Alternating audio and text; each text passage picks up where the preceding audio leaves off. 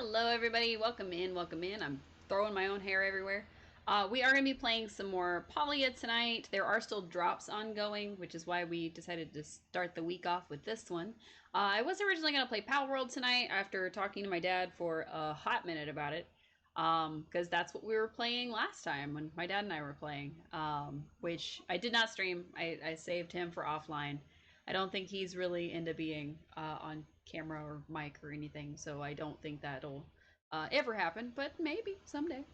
In the meantime, we are going to be playing some more Polya. We do have some more Hotpot to play because the game's addicting, and I do want to redo our garden, so that is what we're going to be working on today. We may work on some more relationship quests just to see how far we can get with them, because we didn't do a whole lot of them last time. But we'll see. We'll see. 7 Polyans ahead of me. Uh-oh, it must be close to Hotpot time. I'm almost positive that there are people who have the Magi Market on a timer, and they only play during the hours of the Magi Market, which can't blame them, but like, it's dedication. The other thing that we need to do is we need to finish the Choppa Chase achievements, because we did our best last time, but I don't think we quite got it all the way. And those specifically that we need are going to be the total of 100, and the, of course, we still have to find the last 2 chests. Oh, I thought we still needed this one. Oh no, we got the 25. That's right. I forgot about that. So we just need to catch 100 total. We've got 54 out of 100, and we need to find the last 2 of the chests. So, and then we also need to talk to Hassian in his grove, and we need to get closer to Najuma so that we can get closer with Hodari. But we managed to finish Najuma's level 3 quest, so I'm starting to wonder if we actually need to be level 4 for that. Hello, welcome in. You got your toes done? That's exciting. What color did you go for? Did you go for like a nice neutral color? Did you decide to do something fun? Did you keep it simple? Did you get sparkles? I gotta know. You were inner screaming while getting them? Honestly, same. I try a sparkly dark blue. Nice. Oh, I like that. Oh, I like that. That sounds super cute. I would do that. I would do that. You have body issues? I wouldn't say I have body issues when it comes to getting my feet done, but like, I'm very ticklish, specifically on my feet. So I have to not kick the professional in the face when they're trying to scrub my foot. So yeah, those are the challenges that we face. My nail techs face every once in a blue moon. Oh, okay. So if somebody sees them, you get embarrassed, you want to hide them. That's fair. That's fair. Honestly, I wouldn't say I'm that way about my feet, but there are definitely parts of my body that I'm like, do not perceive. Thank you. For sure. 100%. Um, oh, I thought that was Tamala. I was looking at Tamala and I was like, why are we at 0 relationship? Because I wasn't looking at the right person. But yeah, that's fair.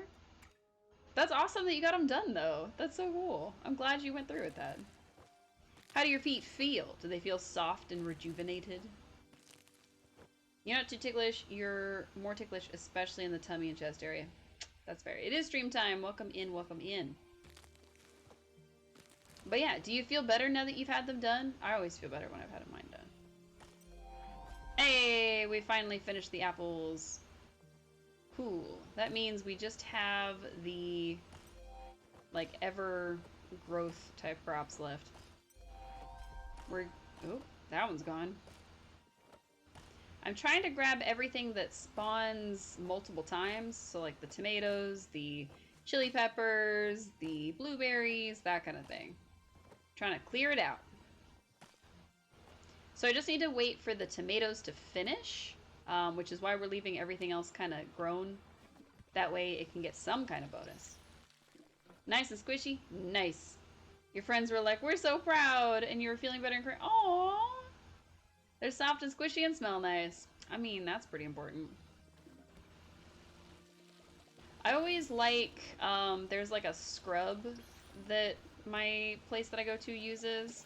Because I am actually very temperature sensitive. If it's too cold, then I'm just gonna be frozen to death and my joints hurt and I can't do anything. It makes all of my body hurt really bad. But then if it's too warm, I will break out in a heat rash. So that's fun, especially living where I do, where it gets really hot. Um, but yeah, so there's a treatment that they do at the place that I go that is a paraffin wax treatment. So like put your foot in a bag of warm wax. Problem is that those are usually very hot, and I will end up with a heat rash, and it just won't be pleasant for me because that tends to hurt quite a lot. Um, to the point where they, of course, do the hot water jets and things like that, and I can't really even let that water get too hot. So, yeah. It's not great, is what I'm trying to say. Um, but I mean, it's a rash, but it's not like the end of the world. Like I could have the rash and I could survive. You know, it's not like I'm busting out in hives or anything. But it's one of those things that it's like, okay, I don't really want to get a heat rash from having my toes done or from having the water be too hot or any of that.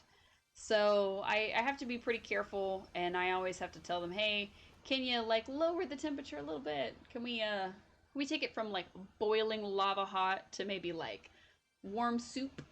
Like, can we knock it down a few inches, please? So you do not like the bubbles on your feet? Oh, okay. So at the one I go to, they don't really do a lot of bubbles. It's just like you're soaking your feet to help get the dead skin off, which is nice. But I feel that. I do. I definitely feel that. I'm making preserves out of tomatoes, which I don't know if that's actually a thing. I definitely put more than I meant to in there, so that's fine. That's cool. The pressure of it sent. Oh, okay. To rub your skin raw. That's fair. Honestly, that would kind of freak me out a little bit. Not gonna lie. If I had to sit there and let it just rub all the skin off. Mm-mm. No, but they scrub. So they use like an exfoliating scrub. So they scrub like up your leg. That part kind of weirds me out because I don't really want them touching my leg like that. But I also don't want to kick them in the face with my flying feet of doom. So I have to be very self-conscious about what I'm doing and how I'm feeling the whole time. They scrubbed your up your legs and it was super uncomfy. Fair, fair, fair, fair, fair, fair. The only thing I've found to kind of get rid of that is to just put on something. And this is gonna sound funny, but the salon that I go to, and mind you, I only go once in a blue moon. Like at this point, I think I go once a year. I used to go more often, but I think I probably go once a year at this point. And I didn't have my toes done the last time I went. I didn't have time. I was going before the wedding, and you know my brother's wedding a few months ago, but I just didn't have time to get my feet done, so I just did my nails. So I found that when they play movies on their TV screens that are mostly action or have really convoluted plot lines, I forget what is going on. Like, not to the point where my feet are no longer ticklish, because they absolutely still are, and then I have to super focus on that. But if, like, the lady nicked me with, because I get, like, a Dremel done on my nails so I can get fakes put on. And so if she nicked me, I wouldn't notice because I'm paying attention to, like, Fast and the Furious Tokyo Drift and, like, the one with Jason Momoa and all these other things instead of what I'm supposed to be paying attention to, which is the work she's doing on me. So, or he, because there's also male techs at the place I go. You talked to your friend the whole time, and your friend comforted you while you were going through it, even though you were with your mom. Your friend comforted you more. Honestly, that's fair. That's fair. Honestly, that's fair. But yeah, it's really actually kind of a cool place. I like the work that they do. I just don't go, and I feel bad because like My mom's been going there a very, very long time, and like her friends go there, and like everybody I know, it's like, oh, we all go to this place. And then there's me, and I go like once a year. That's about it. So, but they do know me because they, oh, you're such and such's daughter, and I'm like, yeah, that's me, still me. Um, but then I never go, and they're like, oh, are you gonna come in and get your nails done? Nope, no, I'm not. See you next year. So it's fine. You would only go once a year. That's fine. Honestly, honestly, like okay, so I used to get my nails done all the time. Like I would be back every like once a month. I would go basically. I wouldn't get my feet done every single time, but I would get my nails done because, like I said, they use the Dremel on my nails, and I get acrylics put on because my nails themselves are actually pretty weak. They break really easily, or I chew on them if I'm like anxious or whatever. So I started getting fake nails because it keeps me from chewing on them, which is way more sanitary, especially in the medical field.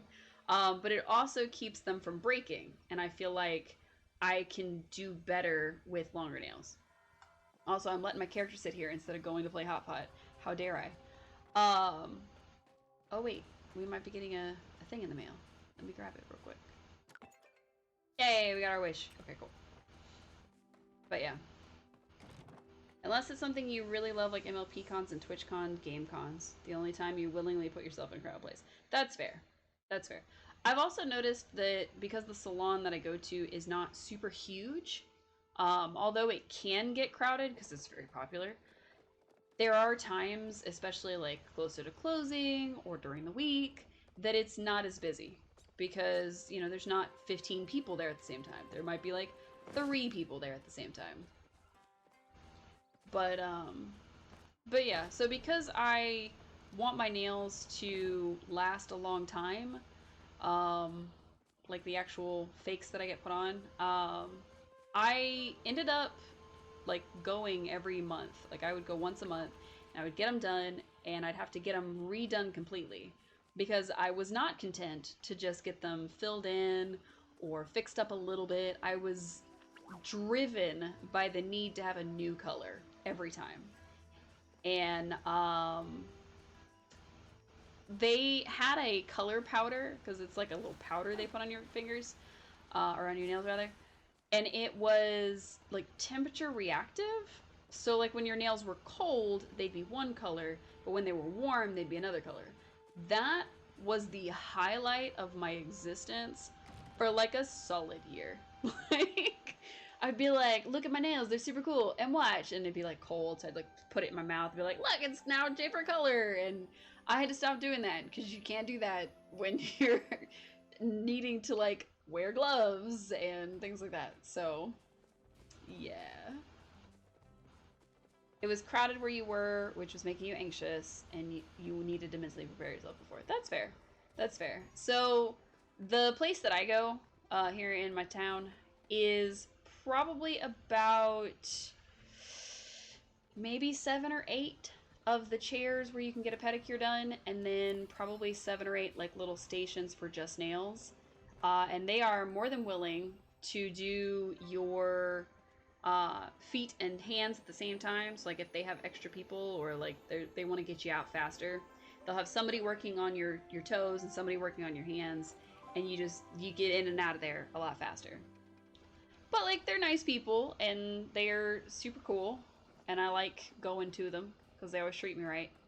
But yeah, it's just one of those things where I am glad that I found the place, but then I also wish that I was less ticklish and less temperature sensitive and less everything else.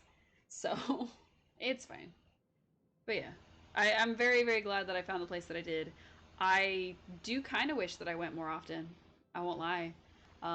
Because when I was going more often, I always felt more beautiful.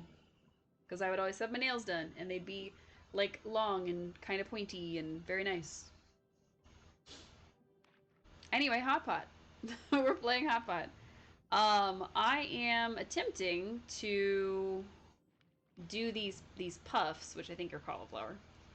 Um, that's how you feel right now, just pretty. That's awesome. I love that for you, honestly, because, and I don't mean that as like, oh, I love that for you. No, like I love that for you because being able to just like, oh, I feel pretty. Like that shouldn't, one, it shouldn't be limited to gender, but two, everybody should absolutely get a chance to feel pretty. Like that is 100% a requirement of anything. Also, I need this, so I'm gonna sacrifice. So yeah, that is awesome. That's amazing. I am sorry that you had the anxiety, and I'm sorry that you were like anxious the whole time, because I don't want to say that that cheapens the experience for me, but that always made me feel like not as good as times when I would go and there'd be like less people, and all I had to do was like answer one question at the beginning, and that was it. So, but yeah, some dudes you accidentally call them pretty and they take it good. Some of them take offense to that. That's fair. Honestly, I don't understand. I don't understand the need to be like, oh no, I'm not pretty, I'm handsome. Like I don't get it. You're pretty, bro. Just be pretty. You still had a good time because you were with your mama. Nice. Absolutely. That's always great too. But yeah, like, bro, just accept the compliment, please. Like, please. Like, why? You have a pretty face, right? Right? Just accept the compliment, bro. Please. I don't understand. I don't understand. It's like, oh no, you should say I'm handsome looking or blah blah blah, because pretty is for girls. It's not though. It's really not. I told my dog he was pretty the other day. You know, little pretty man. He's a dog. I've got wall fixtures that are pretty. That's not gendered. Like, come on now. Come on now. Be so for real right now. Sorry, my to call them pretty out of spite. Beautiful. I love that. I love that. I love that. But yeah. I don't know.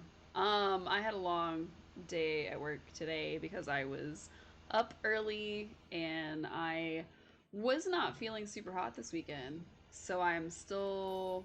Oh, I lost. Dang it. I was so close. So, of course, I was just going through it this weekend. And now I'm like trying to recover, but also going to work for like 10 plus hours. Super, super great time, let me tell you. Alright, what do we sacrifice? Oh no, the fish! I wanted it! You're an anxious bean at times, but other times you don't get. That's fair. What'd you say in the moment? Continue poking the stick at someone that tries going off on me. Honestly, that's fair. That's kind of me too, actually. I'm gonna sacrifice this carrot. Goodbye, carrot. But yeah, honestly though, like most of the time I am super anxious, even in the moment, even when I'm sitting here on camera talking to you all as if it's the most natural thing in the world. I get super anxious and I am super anxious on the inside, but I try to project that I don't care. So I try to give off the I'm super chill, everything is super chill, don't worry about me vibe just 24/7 when I'm out with strangers. Now, if I'm with people that like know me and like I trust them and things like that, I will 100% be like an anxious gremlin. Like seriously. With streaming you felt that?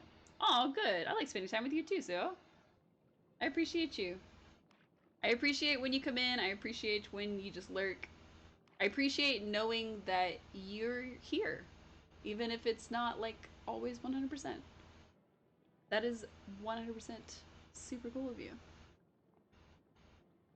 But yeah, that's one of the reasons that I got started streaming and I kept with it is because I really just wanted like that feeling that I was hanging out with people.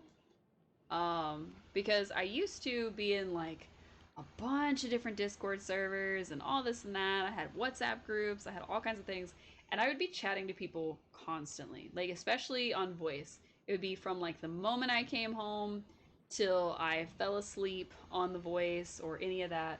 And I don't do that kind of thing anymore. Like I kind of fell out of fashion with it a few times. So it's weird to me to not have like somebody on the other end every time. So, oh, thank you. Oh God, no, it would burn you out. That's fair.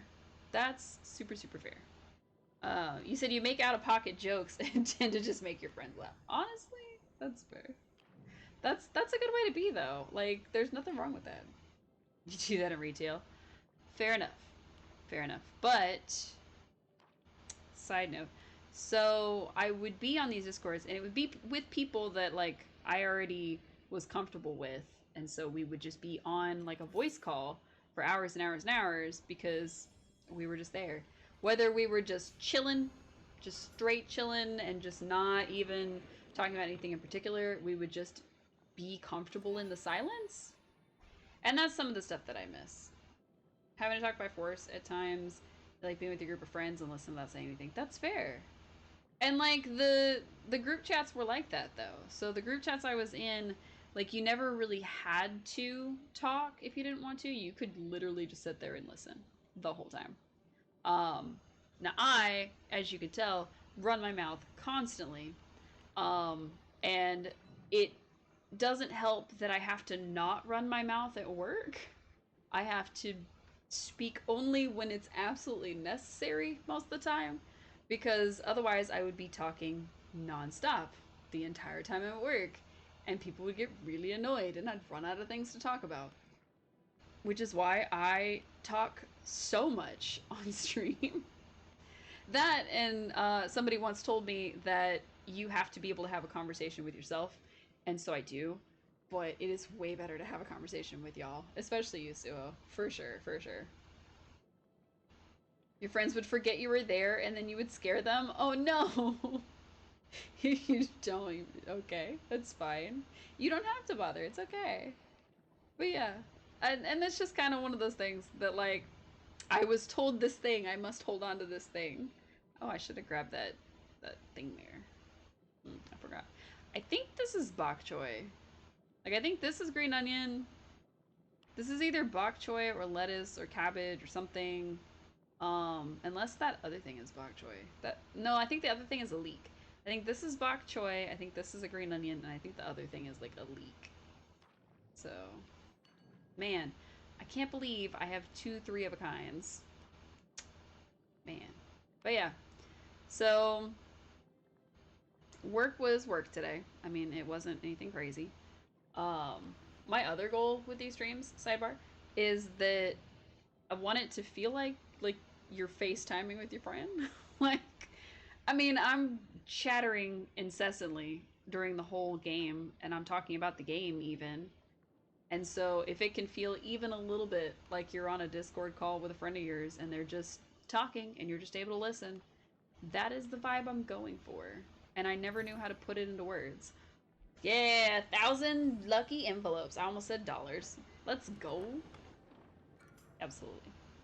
Your job pissed you off enough that you're leaving earlier than you thought. Nice. Okay, so how about that other one? I know you said something about trying to find a second job because this one sucked and you wanted out. So how is that going? Please tell me it's going well because I am praying for you. You're going to be free by the 15th? Yes. Yes, absolutely. I am so happy for you, honestly. I am so happy for you because that place was driving you insane and I hated it. I don't even know where you worked, but it was driving you insane and that's all I needed. They allowed you to wait some months off for mental health. Okay. Okay. So are you going to be able to take like a few months off? Is that what you're saying? Like you're going to take a few months off and then start the next job? It's oh. Oh, okay, cool. It's driving you crazy. I mean, honestly, the best thing for your mental health right now would just be to get the heck out of that place. And I don't blame you at all for that. You need to find a way to get out for sure. Also, I'm assuming you mean March 15th, which not super close, but still close enough. Just a couple more weeks. So that's awesome, honestly. That is so awesome. I'm happy for you, Suo. I know I'm like looking down, but like that's where my chat is, so. But yeah, I could stare at you in your eyeball, but I thought that would make you uncomfortable. But yeah. That's so cool. Oh, I'm so happy for you. I'm so happy for you. 3 more weeks. Nice. You don't mind. You don't mind if I stare at you?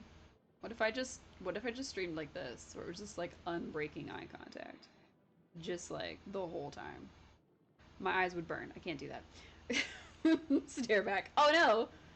I can feel your stare through the camera. Or the chat box, or something. Staring contest. I would lose. Because there's a light right here that like shines down on me. See, I'm putting my hands in the way. Because the light in front of me is not very good. I need to like move my desk around. And my eyes would start burning so fast. I would have to blink. As long as it's not like a no blinking competition, I think I could do it. I think I could manage to like stare at the camera. But then I couldn't see your response. So I wouldn't know if you were still staring at the camera. Oh, I lost again. Drat. What time is it? Oh, it's choppa time. Sorry, y'all. Gotta go. Gotta go catch some choppas. Heck yeah. You would only lose because your eyes are burning because you don't have your glasses right now? Sounds like an excuse, Suo. I am a glasses wearer. You can't use that as an excuse for too long. And excuse. But you lost your glasses. What? How did you manage to do that? How did you lose your glasses? I'm very concerned right now. Where are the choppas? Because it's supposed to be right meow. Aha! It is right meow. It just was a little less meow. Got it. You've been losing your glasses since you were young? I usually lose my glasses because I can't see without them. And they get lost somewhere. I once lost my glasses under a towel. Specifically, it was literally they disappeared from you. Honestly, as a person who can't see, I understand that. So, I was at my mom's, and she was throwing a pool party, and there was a lot of adult beverages. And I had quite a few because I was making my own, which means that they were very strong. And I was being very much flirted with by this girl, and she was like, yeah, you should keep pace with me. But she was definitely not old enough, I don't think, at the time to be drinking, and I was barely old enough. And so I apparently at some point stumbled back into my room, was chatting with somebody that I knew mostly over the internet and like nothing else, and had managed to say something to like that person about, hey, you found them, nice. Had managed to say something to the friend from the internet about like, oh, I'm going to bed and I took my glasses off, blah blah. Apparently, I had come inside because it was a pool party, mind you. So I had come inside, I put a towel on, I just decided to go to bed. Realized I couldn't wear the wet bathing suit to bed, so it got discarded somewhere. And I had taken my glasses off for some reason. I think I was like, oh, my head hurts, I'm gonna take my glasses off. Or, oh, I'm dizzy, I'm gonna take my glasses off. And I put them on the floor of the bedroom. Somehow, some way, the towel that I was using ended up on them. And when I woke up in the morning, I literally had to use the camera on my cell phone to try to find my glasses because I simply could not. Just could not find them. I looked everywhere and I can't see without them on. So, oh no. Thankfully, I did not step on them. Just, let me, sidebar, didn't step on them. But I looked everywhere. I searched top, bottom, in and out, upside down, the entire house. I searched all around the pool. I thought I had lost them in the pool somehow, and they were glass, so nobody was gonna see them. Like, I was going through it. Couldn't find them. Now, thankfully, I had the next day off from work, so I wasn't in danger of not being able to go to work because I couldn't see. That did happen at a later time, but it was when I was wearing contacts. Um, and I literally just could not find my glasses for hours because they were hidden under uh, a towel that I had used the night before and discarded in a corner of the room on the carpet. So sorry about it. But yeah. You've done it. Oh, you've stepped on your glasses and literally crunched them. Oh no! You have your other older glasses? Well, that's not bad. But yeah. No. So, okay, so the context story. So, I used to wear contacts. That was my thing. The moment I got contacts, it was over. I was never wearing glasses again. I was convinced that was going to be my life. But I had gotten the ones that were supposed to be disposed of after the day. Dang, I only got 14 by myself. Man. And I decided that the best thing I could do was just to wear those things all the time, 24/7, sleep in them, didn't matter, just horrible, really, for my eyes. Um, and I ended up, like, wearing them and wearing them and wearing them. For a literal year, I wore these single-use, one and done, throw them away after a single day contacts, to the point where I was, I was driving home one day and my eye was really itchy and I was rubbing it and my contact came out. And I was driving at the time and I can't see without them, so I was trying to get it back in my eye, and as I was trying to get back eye, the contact ripped. So my eye was irritated because I was trying to get it back in my eye and it just wasn't going back in. And so I was like, dang it, I have one eye. Like literally I had one eye at that point because I could not see out of an eye. Like I might as well have had this kind of vision. That was it. No peripheral or no depth perception, no nothing. Behind the wheel of a moving vehicle, this is happening. Now, thankfully, it was rush hour traffic, so it was very stop and go traffic. And I drove to the nearest eye clinic that I could find that took my insurance. And I was like, hey, I need something. I need glasses. I need something. So I go in, and he's like, we think that you've scratched up your eye. I'm going to put this stuff on your eye to make sure there's no infection. And then once that's gone and we confirm there's no scratch on your eye, then I will try to do a contact test on you and try to do a glasses prescription for you. And I was like, okay, but I can't go anywhere. I barely drove here. What do you mean? And he was like, I literally can't do anything for you because if you do have a scratch in your eye, that's a problem, and I'm not going to be able to do anything for you. I was like, okay. And he's like, well, do you need anything else? I was like, yeah, do you have an eye patch? Because I can't just have no vision in one eye and just be trying to drive out of the other. That's not going to work. And he's like, well, we don't have things like that here. You're going to have to go to like the corner store. So I had to go to the Walgreens and I had to go deal with the fact that I needed an eye patch. I had to buy an eye patch to be able to function in life. It was very sad. Oh, this person's playing by herself.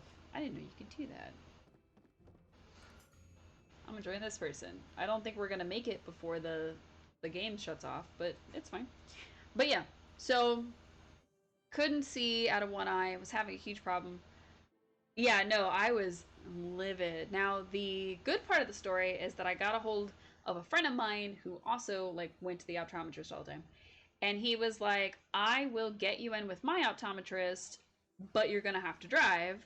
And I was like, I don't think I can drive. I have one eye. And he's like, just, oh, thank you for the hug. I appreciate it. Hug back for you. A bigger hug for you. But yeah, he was like, I'm gonna get you in with my optometrist. Just, head out there, blah, blah, blah. And I was like, I have an eye patch on my eye. Like, I cannot be driving. This is illegal, I'm sure. I'm positive that this is highly dangerous. But I made the drive. Because I don't live in a small city, it was quite a drive. So I make it all the way to this other optometrist, and he's like, you don't have a scratch in your eye? What the heck are you talking about? And I was like, well, the other doctor put this yellow gunk in my eye. Like, what am I supposed to do? And he was like, let's give you some little rinse and get it rinsed out. You can be all right. So he does the test on me, and he's like, well, I can get you a prescription for glasses and I can give you a pair of contacts that you can wear out of here, but you're going to have to just switch to the glasses for a while after this because you could have done some serious damage to your eye. Because I was like honest with him and stuff, and I straight up told him, yeah, I've been wearing these like all the time. It's a major problem, blah blah. And he was like, yeah, that's not good. Don't ever do that again. I was like, okay. So, yeah. It was an experience for sure. I should be blinded at this point in my life because of all the terrible stuff I do to my eyes, but they're functioning mostly. Can't see, but they function for the most part.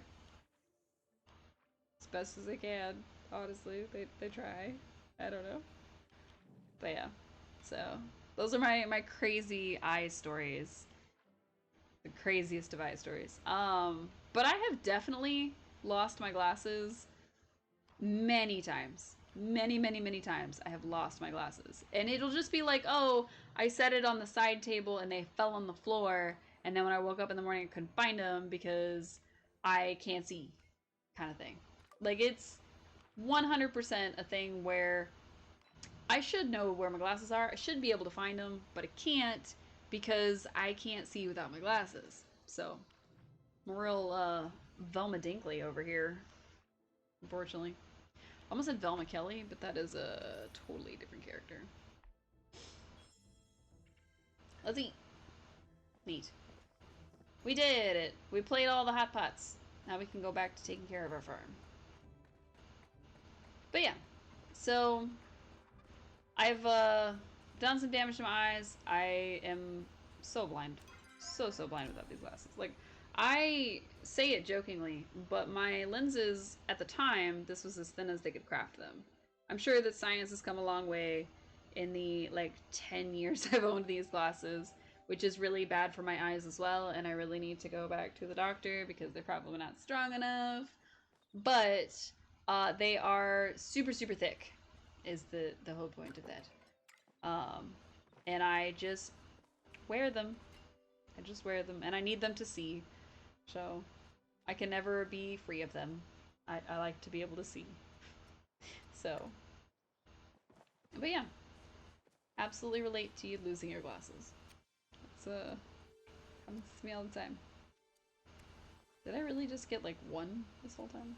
Really? Like, that's it? Okay. Okay. 150. Nice. We'll drop off these other seeds because the game gave them to me for free. I do have some prize wheel coins and I have some lucky coins from Zeki. And I've been debating just going ahead and doing some lucky coin stuff because my brain has it stuck that if you do the lucky coins at the night market, you have a better chance of getting the plushies because they have the plushies on display. But that's absolutely not how that works. And people have 1000% gotten plushies from the regular ones, so I really need to just go use them. But I can't get my brain to give it up. Can't do it. Speaking of lucky coins, if we hurry, should have done this before and not thought of it literally just this past second. But if we hurry, we might be able to get to Zeki's shop and buy something before the time changes at 6. And then we can, oh no, there's 5 Paladins ahead of me. Never mind. I was going to say, if we buy something before 6 a.m., we'll get a lucky coin in the mail. Otherwise, we have to wait till 6 p.m. But since there was Paladins ahead of us, I'm just going to assume that we're not going to make it. That's okay. Also, I've been absolutely obsessed with this game on my phone. And it shouldn't... Oh, thank you. It shouldn't obsess me as much as it does, but it does. Ickies. But yeah. So, I've been playing this game on my phone that is called Isekai Slow Life. And it's supposed to be... Oh, we are going to make it 4-6. It's supposed to be like a little idle character management kind of game. Probably the same that Everybody and their grandma has played at least once if you've played mobile games. There shouldn't be anything about this game that absolutely like draws me in and keeps me just in a chokehold. Almost the way that Hotpot is done, if it tells you anything. It is very strange because it's not like the animation in the game is all that great. Because, like, it uses the same kind of physics as, say, like half the VTubers do, where they, like, bounce around a little bit constantly. I mean, the art is fine. The art looks fine. But there's 1000% assets in the game that come from actual, like, animes. Like, there was a spider that straight up looked like the spider from, like, I think it was called I Got Reincarnated as Spider or something. It was an anime that I saw. Which was okay, but it wasn't, like, super great. But yeah, it was very strange to me. Wow. She said, Delayla shared some of her prize-winning jam. She said, I admit I'm not one for sweets. Perhaps I can make an exception. It certainly lives up to its name. It's prize-winning. A hot cup of tea would be quite nice. Perhaps if I get my hand on some spice sprouts, I could brew myself spice sprout tea. But yeah. It's definitely a game that appears to be geared more towards males or masc-presenting people, especially those attracted to females and female-presenting people. Because there is a lot of tibby. So much tibby. So much big old tibby. Tickle bitty. Just bazungas galore. All the time. A couple of lollies. And a couple of males. But it's mostly very, very lewdly drawn, but with everything strategically covered. So, I was playing, and I got, okay, how do I explain it? So there are certain characters that are like your fighters. They'll go and they'll fight for you, blah, blah, blah. And then there's certain characters that are your family members. And they're supposed to basically be your harem. That's the only way I can suggest that it would be. It's your harem. You build a harem. And so one of the harem characters in the game is this slime girl. And she is like almost like this blue-green, of course iridescent thing. And when you first meet her, she's like working in a bar. So she like specializes in cocktails or something. And I was playing last night and I got this like special date or whatever. And I don't know what it's actually called. It was just, I hit the date button. Sometimes there's special pictures. I don't know what it's actually called. But it was a special date. And it was her in a big wooden bucket. And there's all these like rainbow colors. And there's just fruit kind of in her slimeness. Because she was mixing fruit with her natural slime. Because it's gonna create special wine. Listen. Listen. I don't know. I don't know what I was watching either. All I know is that she is in the game a legal adult and looks like a legal adult, and that's all I got. I have no defense. I have nothing. I have no answers for you either, chat. I just was playing this game, and there was a slime girl in it, and she's kind of cute. And I didn't think I liked slime girls, but she was cute. And the little image popped up, and I was like, oh, that's a lot of slime girl that I'm seeing on my screen right now. Better hide my phone so nobody sees it. Oh wait, it's just me. Better not show my dog. He's underage. You know, that kind of thing. So, yeah. I think I lost the plot somewhere in what I was saying. But, I mean, okay, so what hooked me is the fact that the game has a decent plot, and I'm actually following along with the storyline, even though it's ridiculous, but it is decent and it's easy enough to follow. And it's every isekai that you've ever seen, ever.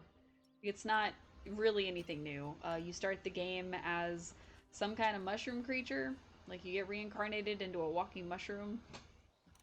That's the thing. And it's been fun. it's an idle game. It's a lot of fun, and I've been enjoying it. I haven't spent any money on it yet, but I've been enjoying it. So, I don't know. Not as much as I enjoy Hotpot. I will say, Hotpot still outranks it. So, point one for Hotpot? We'll see. We'll see, we'll see. But yeah. Like I said way earlier, I was not feeling the best this weekend. Still not feeling 100%. So I don't know how long the stream's gonna be because I am just doing my best right now. I'm trying to stay hydrated. I actually have water this time. Some of our more recent streams, I've just completely forgotten to grab water before I start streaming. And then I just don't have any water. Not the best approach, I think. But, you know, it is what it is. Alright, while we're waiting for everything to be later, because we also have to talk to Hassian in his grove, which I think means we have to wait till it's evening. So while we're waiting on that, we can also do so many things. We can chop some trees, we can collect random stuff off the ground. Excuse me. Hunt some creatures, mine some nodes.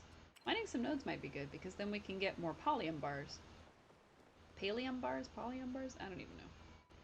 I found that for the loot precious metal, it's way easier to farm a whole lot of copper and get silver than it is to try to farm a bunch of iron and get gold. So that's what we're gonna do first. We're just gonna run around looking for copper ingots. Or not ingots, nodes. Wow. Terrible. Just running around flinging myself off the side of cliffs. Seems like a good choice.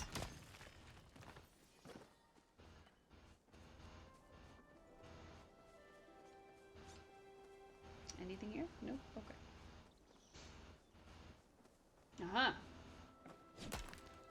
I will say that so far the new schedule is working pretty okay. The new streaming schedule.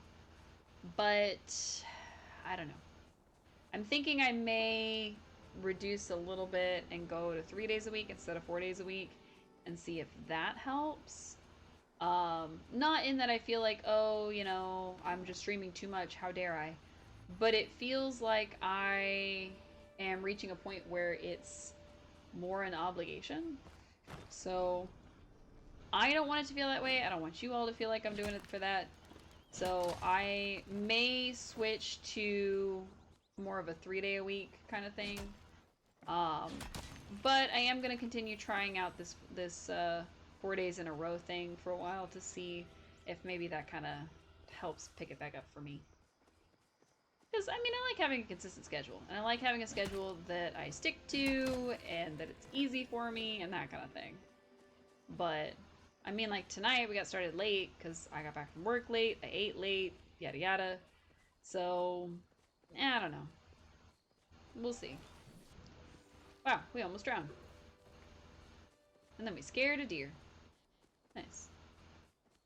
Ooh, a big one. Are you gonna have any? Nope. You know, I'm starting to think that my theory about getting more silver ore is incorrect. I don't know that for sure, but it's starting to feel like it, so... Starting to get suspicious. And I'm yawning. Which is funny, because I've only been at it for about an hour. I do not know from whence the yawns came. They just come for me. Also wondering if I have my light up too bright. It seems a little bit brighter than normal. I don't know.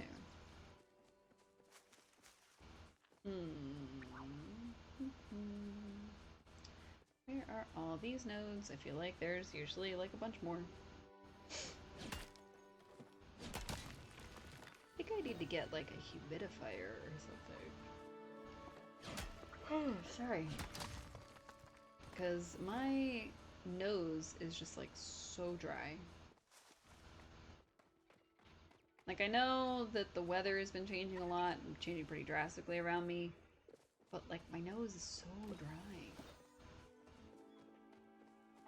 And I feel like if I had a humidifier of some sort, that wouldn't happen. But then I'd be basically living in, like, a swampland in my own home, and, well, I'm not an alligator, so I don't know if that'll be the best plan. At least I'm pretty sure I'm not an alligator. You never know. Let's see.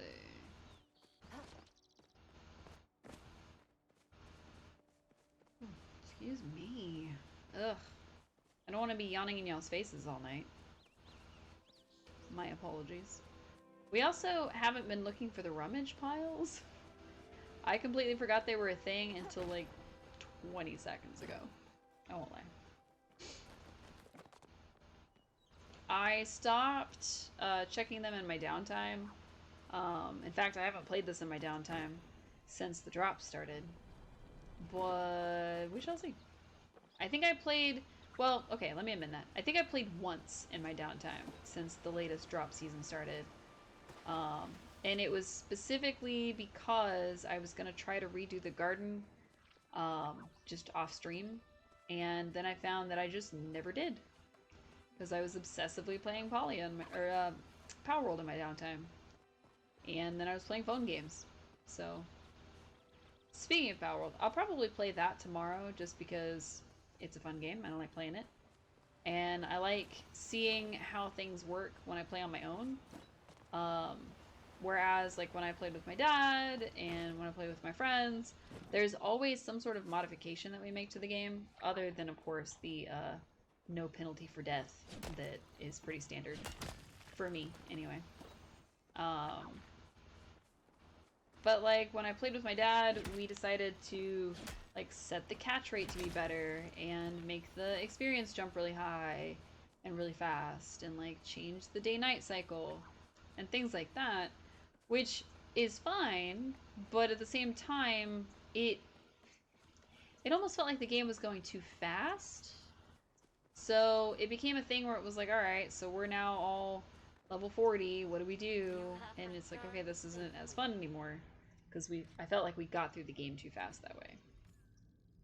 So, I don't know. Gina seems very absorbed in her work at the moment. I must admit, I hope you will provide a pleasing distraction. Being too obsessed with work is not good for mental health. That's true. Wish I had time to engage in the act of luring fish from the water with a fishing stick. I would love to make Gina a grilled fish for dinner. But alas, going fishing would mean leaving her side. I just adore these communities. You're back. I was afraid you wouldn't be. Look at you, not letting all those centuries of being whatever you were keep you from enjoying your new life. Flirt. I have to admit that I look forward to work more that I have a research partner like you around. Just a research partner? Oh, well, I mean, did you want to be more? I didn't want to assume. Didn't we literally give her chocolates? Isn't that like the whole point? I thought that was the whole point. Yeah, like we're level 2 crushes. Casual crush. Oh my. To be fair, we have not done... What are we doing with the... Okay, that pickaxe is going everywhere. I just put that away. We haven't done a lot with the romance. Like, we turned in a lot of romance quests the last time we streamed this, but I didn't really do any more work for the romances. So I think that's kind of affecting things. So, we did do the Najuma stuff, which is nice, but it doesn't make us any closer to Hodari, which is what the Family First quest is. Excuse me. So I have a feeling that we're gonna need to... What do you mean, where's Hodari? It's probably back in... on his way to Bahari.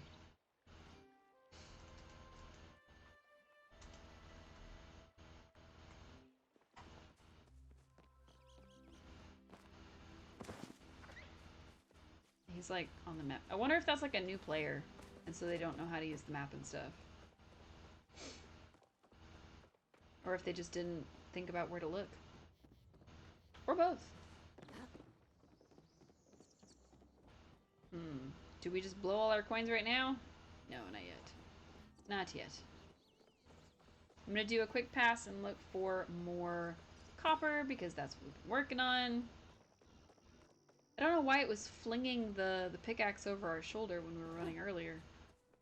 But it seems to be okay now. Can't replicate the bug, so... Is there really a bug? It's usually how that works, I think. No, he's already in town.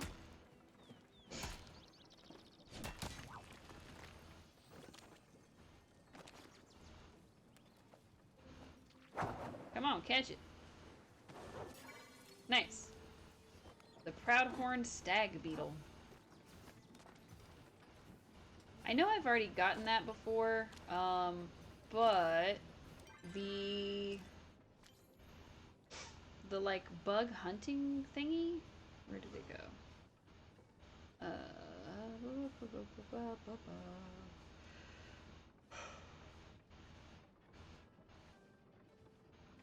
Let's see.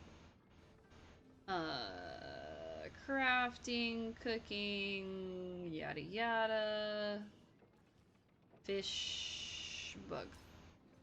So there's some kind of like little beetle guy that I don't have, and I keep swearing that it's this guy, but it's not, and so I keep catching him and then being disappointed that it's not that guy. So I don't know what to do. Also, this got scrolled up for some reason. I'm not mining level 2. Well, just run around. You'll get there. New player. I was right.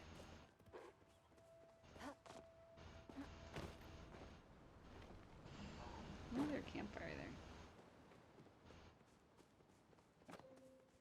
Yeah.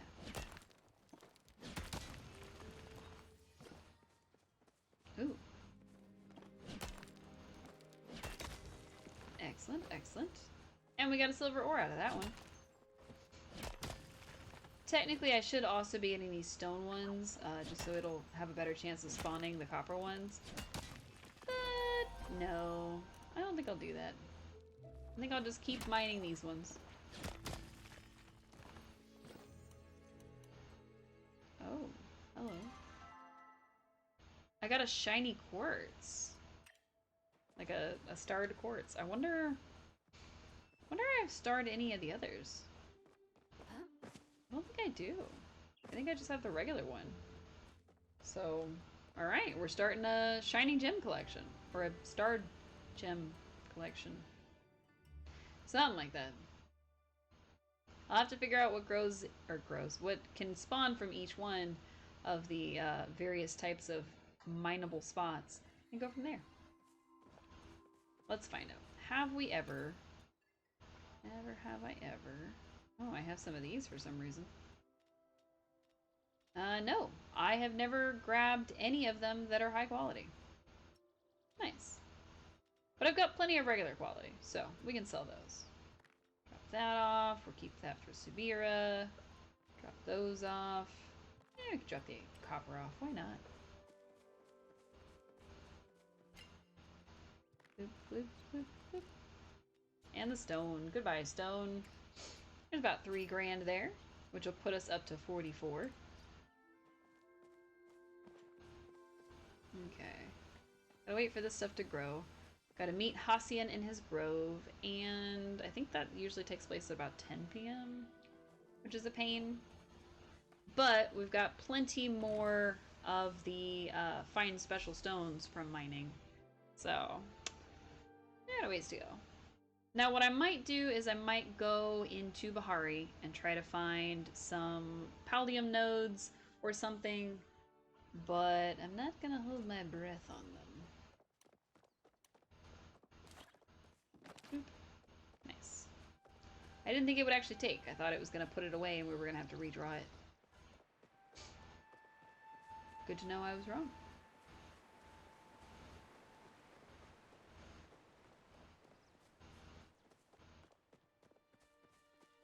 This is a lot of running.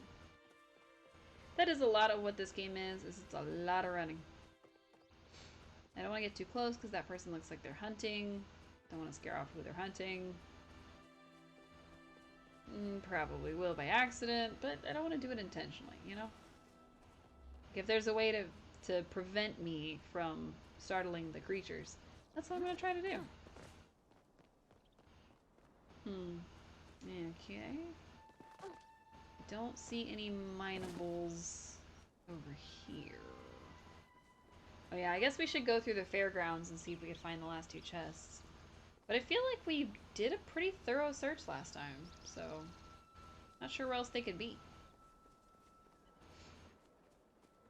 Because we looked probably over every square inch.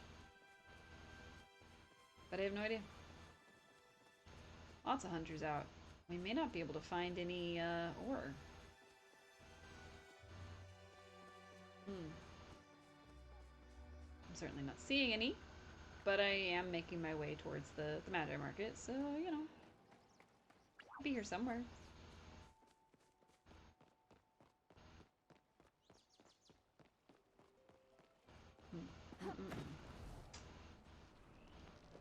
Still nothing. Okay. Odd that all of the copper has disappeared. More than likely it's because there are people running around and hunting. They're probably also running around and mining, so... Not too surprised. It's just, oh, well, I thought I was going to get some more. But I guess that's what we get for being greedy.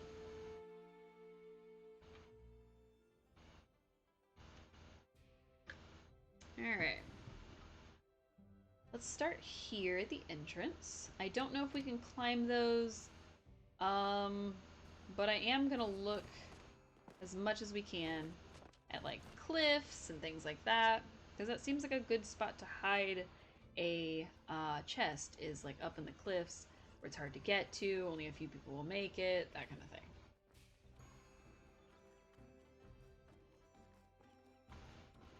Also, we can see everything from up here.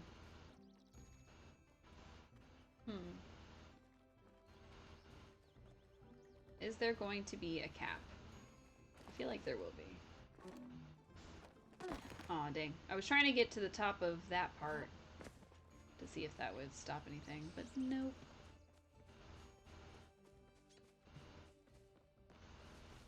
Check in the bushes just in case.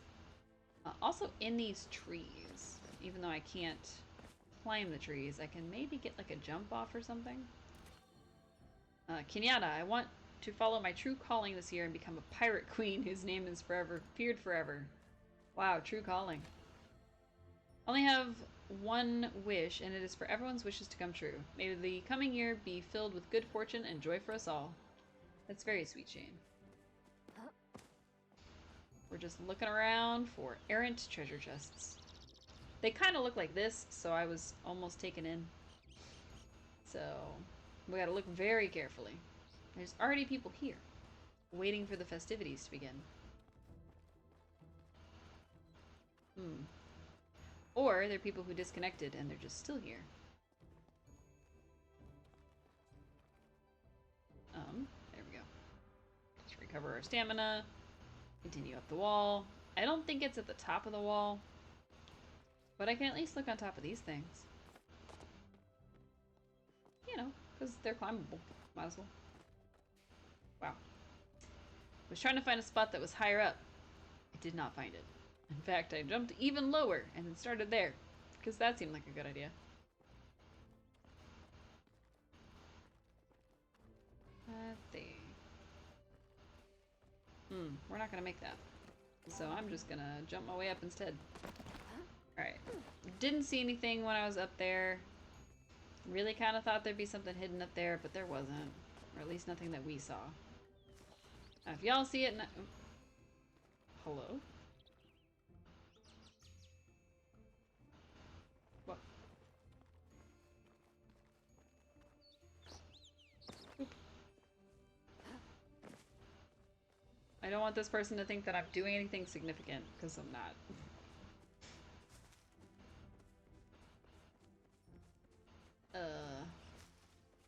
Like I said, I don't actually know where the chests are supposed to be. I know that we've managed to stumble across 4 of the the 6 that we're supposed to find. Now, for the most part, we've stuck to the outside edges here. We've tried to get every single edge possible. And I'm thinking there's going to be somewhere higher up where there's one. I don't think there's any on those platforms, but I mean, if I had to assume, that's where I would have assumed. Because there was one down here by the wall. So, maybe. I wonder if that's an unjumpable lip. Hi, Eerie Ghost. Wow. She just kind of glitched up that cliff. I don't think that was supposed to happen. What in the heck? I don't think there's anything up here, but the way that Eerie just glitched like that, how can I be sure? Whee! Go, Eerie, go! Oh wait, we need more stamina.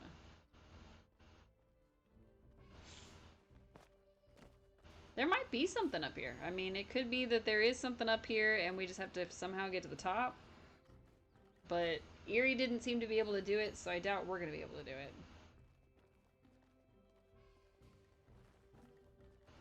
So we're just like moving to the side, losing all our stamina, all that kind of fun stuff. What in the heck? That person was just like jumping her way up. Whee! Yeah, I'm done with that. I highly doubt that there's a chest up on that thing. But it was fun to look. I mean, I don't know if we confused her or if like there legitimately is something and we just need to keep going. But yeah, we're just gonna continue down this path of destruction and hope we can find the 2 remaining chests that we need. Because now it's 4:15 in game, so we've managed to kill like 2 hours. Is there any kind of like secret under here, maybe? No, no, no, jump, jump, jump! Oh, I drowned.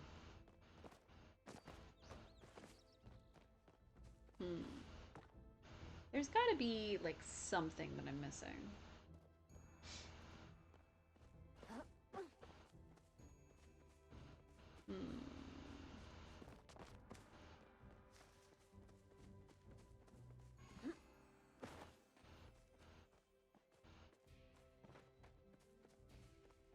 Maybe back here somewhere, or... Yikes, I really don't know. Honestly, I do not know where it could possibly be, so... Kinda hoping it was gonna be somewhere more obvious, but it wasn't, so... And I'm totally not playing that phone game that I was just talking about earlier in the background while I'm trying to actually play. I am 100% giving my attention to the game right in front of me, and I'm not super easily distracted by things with shiny numbers and ding sounds. Totally not. Totally, totally not. Yeah, I am actually very distracted by things like that. Like... The way that I would not survive in life without those little serotonin boosting ding kind of sounds when something like goes up, like if your level goes up, or even like the feedback from these where you like click on the drum and it does what it's supposed to. Yeah, no, I would be lost. Lost. You know, people are lining up to play Hotpot already. We will do that too, but I gotta find these treasure chests. I wonder if you have to, like, fish some of them up. Let's try fishing a couple of these nodes. Oops, that was not a spot. It was not where I was supposed to go. And I apologize for the nose ASMR that just happened.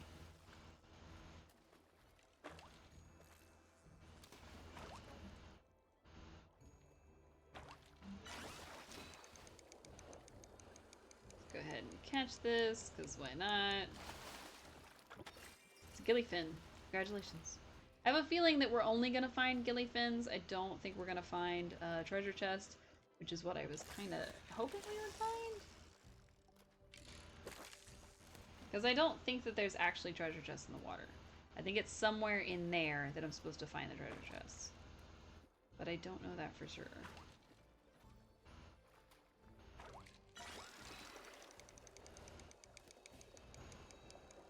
Also, my brain will not let me know peace, because I really want a peanut butter milkshake. I don't know what to do with that part of my brain, but that's all I want is a peanut butter milkshake. And it is driving me absolutely batty that I cannot just make one, you know? Oh, we're gonna have to drown. Darn. Okay, into the drowning we go. There we go. Into the deep. The cold, unforgiving deep. Oops. Keep clicking the wrong buttons. But yeah. Let's go fishing. I really don't want to go fishing, but I will if I have to. I keep saying, like, fishing is probably my least favorite thing in this game. That and bug catching.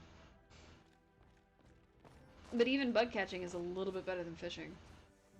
Really? There's nothing back here? Surprised. Also, we were floating on all of that, so... Are you a chest? No? How are you not a chest? Alright, we need to find a place to play Hotpot because we're gonna run out of places to play Hotpot here very quickly, I'm sure. Yeah, 6 o'clock, I know. Huh. No chests over here either. I may have to look up a guide on where the chests are because this is driving me to extinction.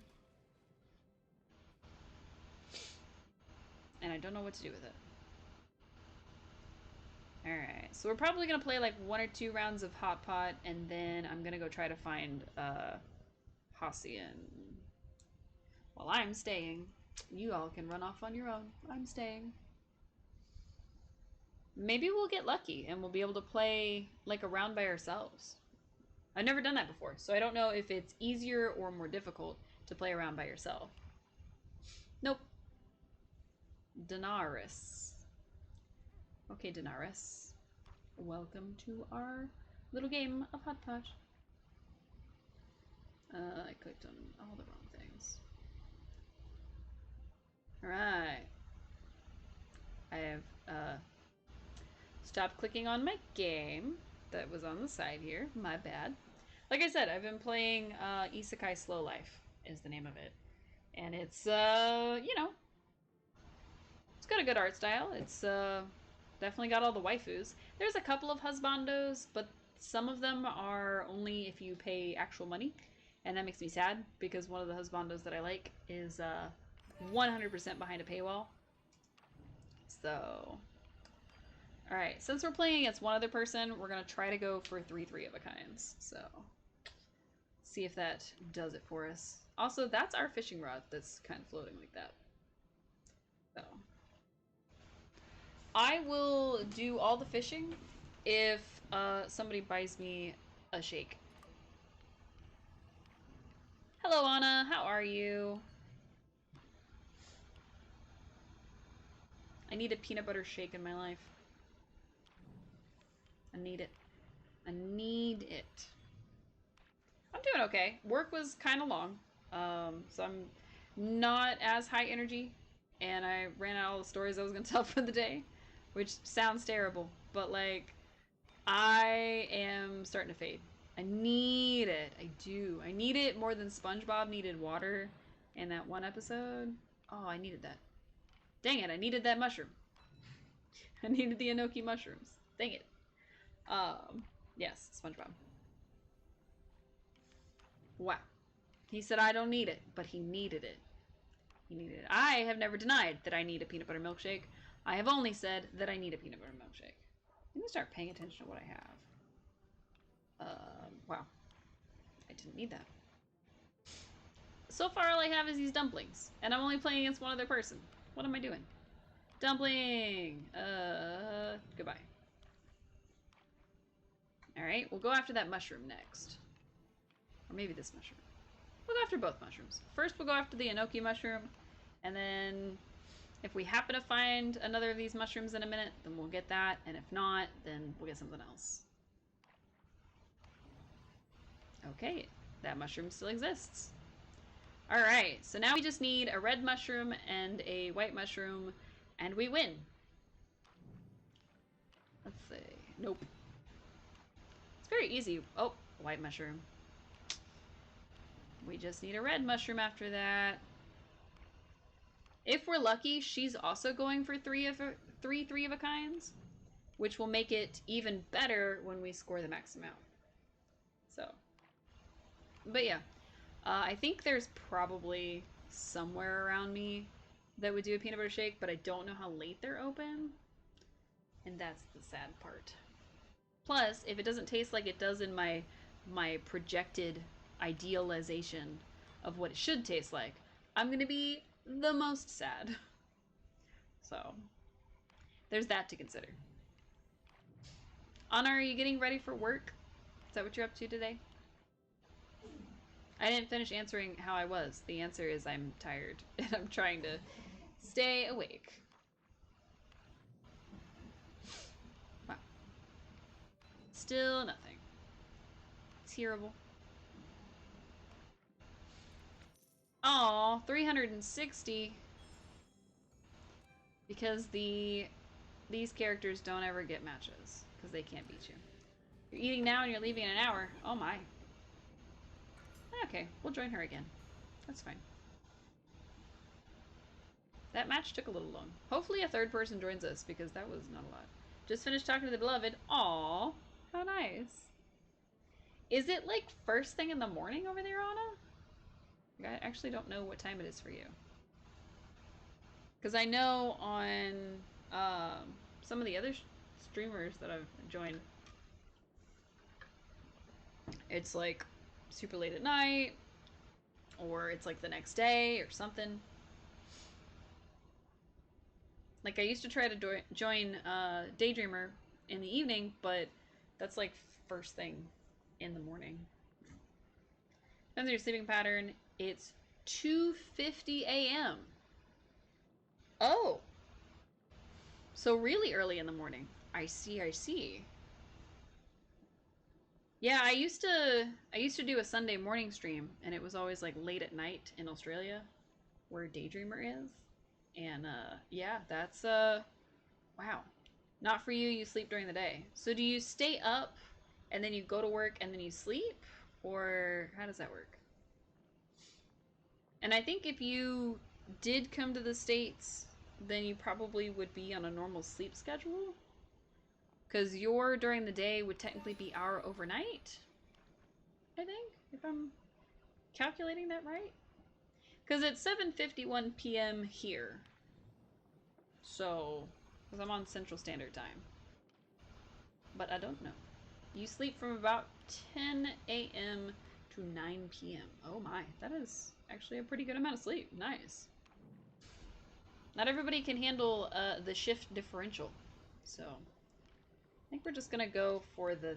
No, I should go for 3 of a kinds again. I feel like we got more points because of that.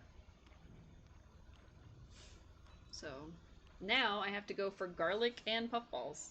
Because I've got my corn. Well, I don't have to go for garlic. I can go for just the puffballs. Oh, my nose is so itchy. The weather has been changing rapidly. For example, it was 34 degrees Fahrenheit this morning, and it is supposed to be 80 degrees Fahrenheit in about a day and a half. So, not enjoying that. Usually sleep 8 to 9 hours a day. Sleeping during the day is the only way you can... so you can talk to Danielle twice a week. That makes sense. That makes a lot of sense, actually. Texas is the same thing. Yeah, they're on Central Standard Time. So, for sure, for sure. But yeah, I am familiar with Central Standard, so that would mean that Danielle and I are on the same time zone.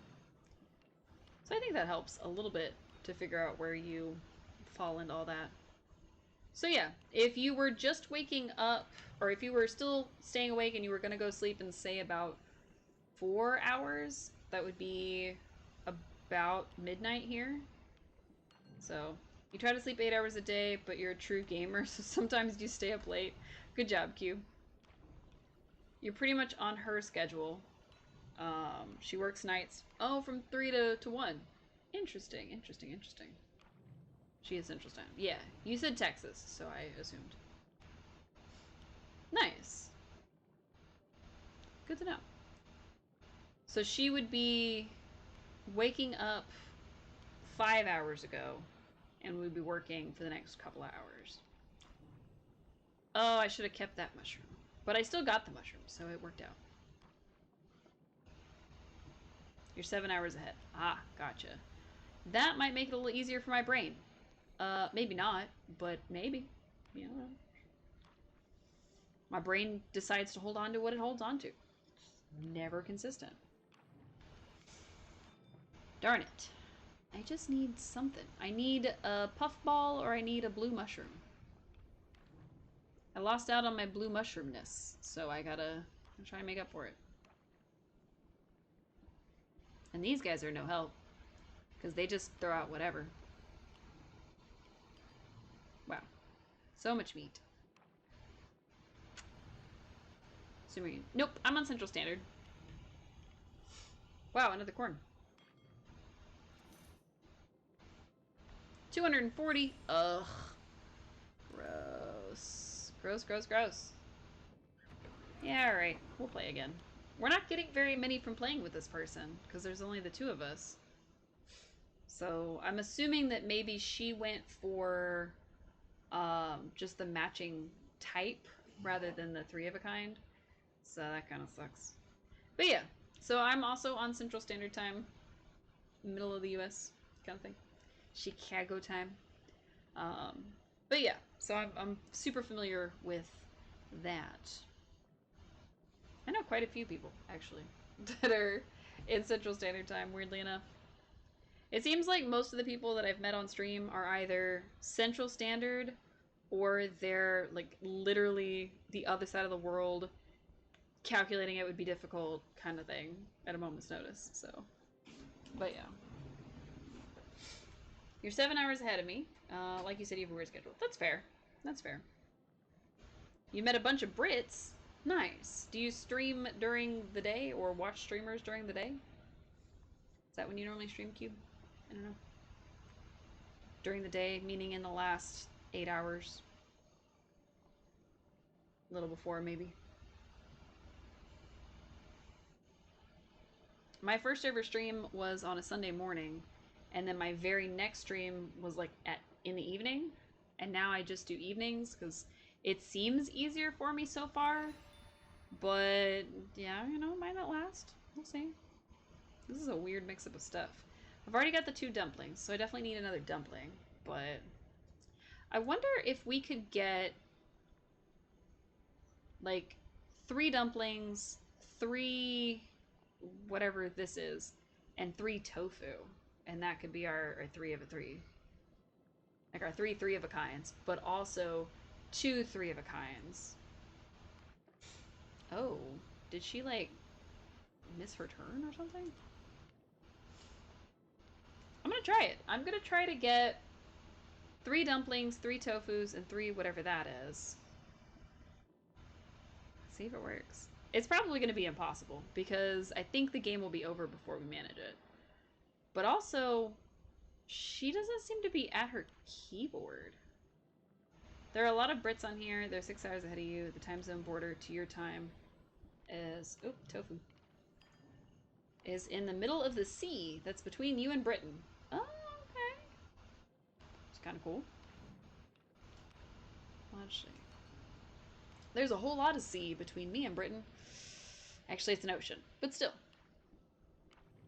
You are Central European time. Is that abbreviated CET? Is that how that works? Set time? I have no idea. Britain is GMT. Grand Mountain time? And then CET, Central European time. Oh, okay, cool. It was a wild guess. I'm glad to know I was right. I don't need noodles. I don't need fish. I need the gray ones. Because I think it would be funny. Also, she seems to be, I don't know, back at her keyboard? Maybe not. When you say sea between you and Britain, it's small enough that on a clear day you can see it. Oh! Wow, that is very small. Yeah, no, there's not quite that much clarity between me and England. There's like a whole rest of the country and also a giant ocean in the way called the North Sea. Oh, okay. That's pretty cool. I don't know too much about European geography. I'm not gonna lie to you. I just need you to know that there's a bunch of states and then also an ocean and then there's Britain from me. Like that's the steps I gotta take. I gotta like go on a hike and then take a big old swim. It would take me a lot, is what I'm trying to say. If it's not gray, I don't want it. Come on, game. Give me the grays. Aha! A gray. Nice. Another one. Another one. You've flown that route quite a few times. Nice. I almost grabbed this dumpling, even though it's not the right one. Alright, now all I need is a tofu. And I will not only have... Hey, I got a tofu! We ended up with 720 because I ended up with 360 points by myself. That is so cool. You've been to Texas 6 times now. Nice. Did she look and see like what I used as my hand? Because if so, we could try to do the same thing, Daenerys, and then we could make like, I don't know, a bunch of points. I didn't look and see what she did, so I have no idea. But yeah, 6 times, that's pretty awesome. Sounds expensive though, trying to fly over the ocean that many times. Also, I hate flying, so that sounds like a nightmare to me, but 6 times, nice. That's pretty cool. Because you've been together 7 years, the only reason you missed a year was COVID. Fair enough. Fair enough. That's so nice that you've gotten to fly over like almost every year that you've been together. That is so cool. It's not too bad if you know where to look for tickets. Oh. Well, I mean, if you're planning them well enough in advance, it might not be too bad. But if you're planning them like a month or so in advance, even 2 months or so in advance, I know they can get pretty pricey. So, as my former roommate and friend, who I used to live with her, she's former roommate. She was from England, so I won't tell you what part of England, but she was from England, and so she took a couple of flights back home, and I remember, like she would have to start looking early in the year if she wanted to go later in the year because like the prices were really bad. So, and then sometimes you have to buy like only 4 months in advance and not 5 months because 5 months is more expensive, but 4 months is less expensive. I don't know. It was too complicated for me to pay attention to because I wasn't the one having to do it. So I definitely didn't know a whole lot. I just knew that it was expensive because there were unfortunately a couple times where there was some last minute flights that had to be made, and she would definitely miss out on some good deals that way. So you book in March for somewhere between September and November. Fair enough. Excuse me. But that's really cool. I'm glad that that you've had that experience. That's really cool. I love that for you. Man, I can't find any matches today. Okay, I've got this blue one. I'll take it. Ugh. I wanted to go for the same color again, but I don't know. It'll really depend on if we start collecting like more greens or more mushrooms or something. And I just don't think I've got that in me. I don't think I could do it another time. But yeah, the idea of having to book in March to go at the end of the year, oh. October is usually the cheapest to fly. The most expensive you've had was 815. All the others were between 400 and 650. Okay, that's not bad. I've seen some flights here domestically that were between 450 and 650. Like my mom was coming into town for my brother's wedding, and I think that flight was like $600, $700, $800. Mind you, it was in December, but still, it was pretty expensive. And then somebody laughed in my ear. Domestic flights are insane. Yeah, you know, they're not great. She probably has no idea what I'm doing now. Because I changed up my strategy on her. My first strategy was just chaos. My second strategy was to get 3 and 2 of a kind, weirdly. So 5 sets total. And now I'm just trying to get 3 sets total. So I just need a leak. Just one little leak. You fly from here to any other European country for less than $100. Wow. I mean, to be fair, a lot of Europe, if I'm remembering the size difference.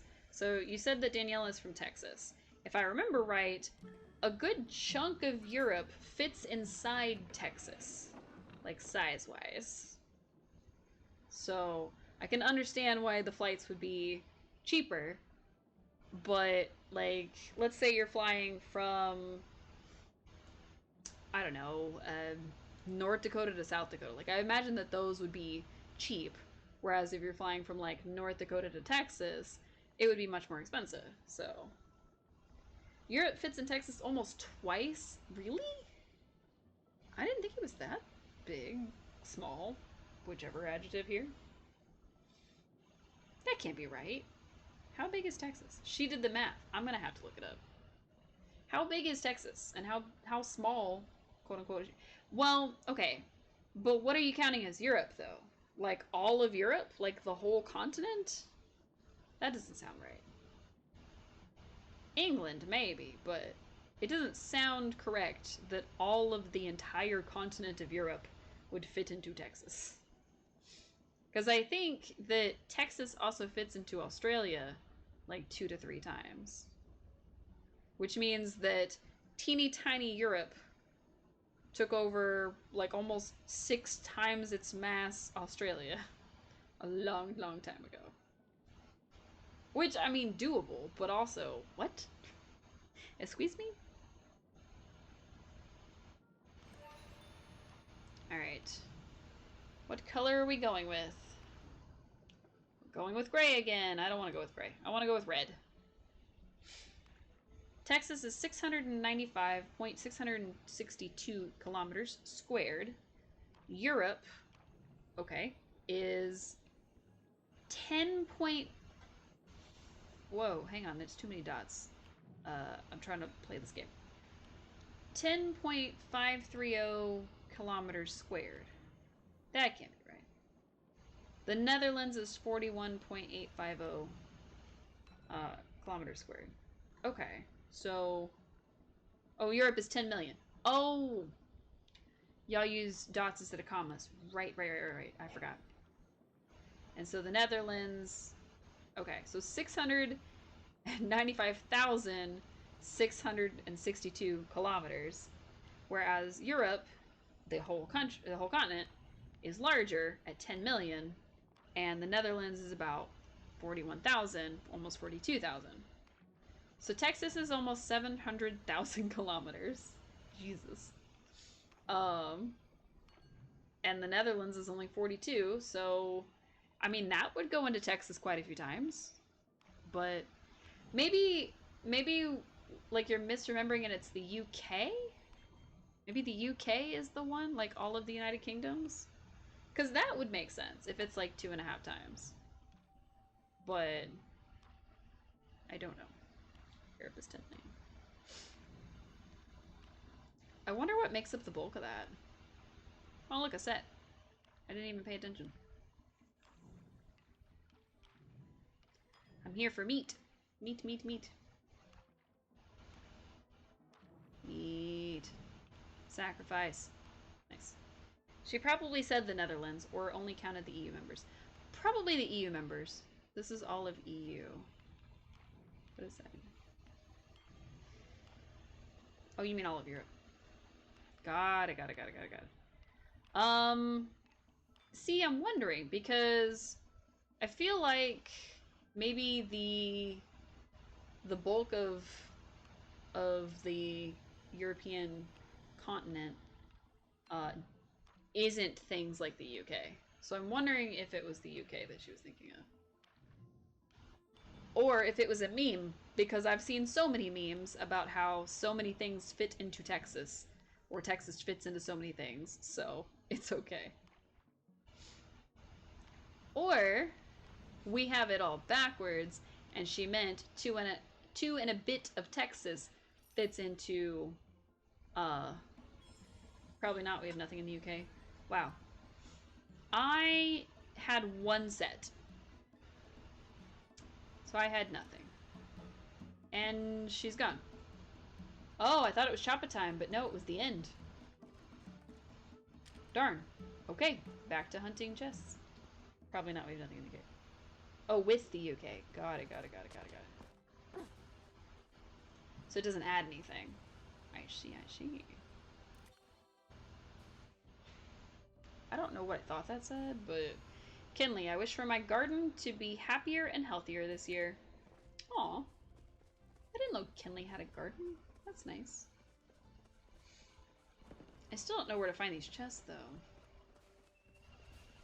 You drive the longest way from north to south of the Netherlands. Takes you 3 to 4 hours. Wow. That's not bad. 3 to 4 hours. If I remember my geographicals correctly, that would just be inside of the state of Texas. That's how small this country is. Well, I mean, I wouldn't necessarily say that that's small, but compared to things like Texas, since we keep using it as an example, compared to things like Texas, yeah, that would be small. So, it's all about relativity. The tree of my wishes. Gimme. I get a gift. And there's fireworks in the background. Nice.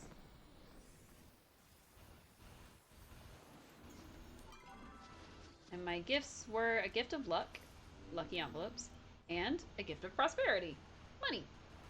Perfect. We still didn't go to see Hassian in his house because I got distracted. We drove for 12 hours and we're still in Texas. You drive faster in the US than we do here. Oh, okay. Interesting. Is there like a strict speed limit there, Anna? Because you're going to probably tell me kilometers per second, and I'm not going to be able to do that math. Just going to tell you right now.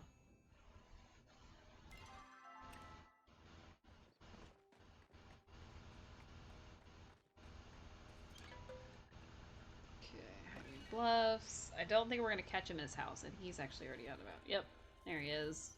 I have a feeling you won't leave until you've spoken. Yeah, we're here to flirt with you. Rude.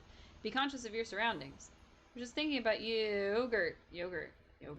Yes, yogurt. Tao enjoys it, so I was considering making some that is Plumhound friendly. Would you like some leftover choppa stew? It is disrespectful to let any part of an animal go to waste. You're looking for something to do with Sarnak antlers? I have it on good authority. My mother is making a chair. I would like to talk to Hassian in his grove, but he's kind of snubbing us right now, so I don't know. I think it's up here. I also don't know if we're supposed to be, like, coming around at night, or if I go in right now, if it'll work. I don't think it will. I think we have to come back when it's, like, nighttime. When he's asleep.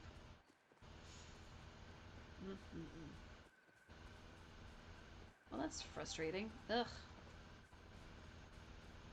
Your speed limit is 62 miles an hour. Oh. I mean, that's like freeway. Like on the interstate and stuff. That's like kind of what that is. I'm sure in a place like Texas where it's, you know, apparently 12 hours to get from one to the other. Yikes. It would be higher, but yeah, no, that's like the interstate itself would be like that. So, that's not too weird. Texas is usually 75 to 85. Yeah, unless you're in a major city. I mean, a lot of our major cities, just in the US in general, are gonna be like 25, 35. So, roughly. I don't know. Chat with an... Oops. Didn't mean to go in her room. Did not mean to barge down the door. At least she's in here. Hi, Najuma. Chat. Don't get me wrong, I love my dad, but living and working with him can be a little much, you know? I find it's important to always carve out a little me time, so I can work on my own projects or just relax. The explosive I'm working on right now could use some iron. I would go get it myself, but, you know. She said, okay, talk more later, goodbye, and like kicked us out. Texas city limits is 50 or 55. Oh, that is way higher than I thought it was. 35 if you're in a school zone. Oh. Huh. That seems high. Maybe it is. I don't know. It's been a while. Yeah, no, okay. I think the school zones around me are like 20 miles an hour. Like, that's like the hard limit. And they'll, like, pull you over if they catch you texting kind of thing. You think, could be wrong. You don't drive in either place. I mean, Danielle would know. If you're ever curious, you can ask her. Or I'm sure Google would tell me if I went to look. You don't have a license. Oh. That's probably not super unusual where you are. But I feel like in the States that would be. Because we don't have very walkable or public transportable type cities. So, yeah. You're getting a license in the US. Nice. Which means you will soon have a lot of experience with driving over here. You're well stuck with the eye of the storm. Have the devs announced when it be fixed? I don't know. They're asking. I thought Eye of the Storm went just fine. We managed to get the quest done. I don't remember how, but we did. I think I had to go reread a bunch of different things and just talk to the people. Like, it didn't prompt me to talk to them. I just had to talk to them.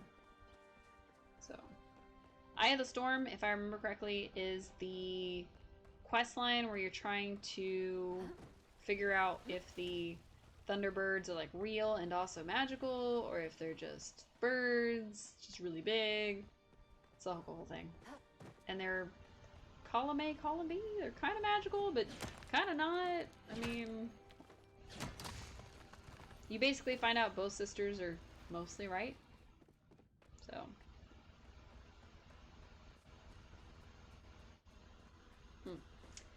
Thought there would be more iron. It's not common to not have one.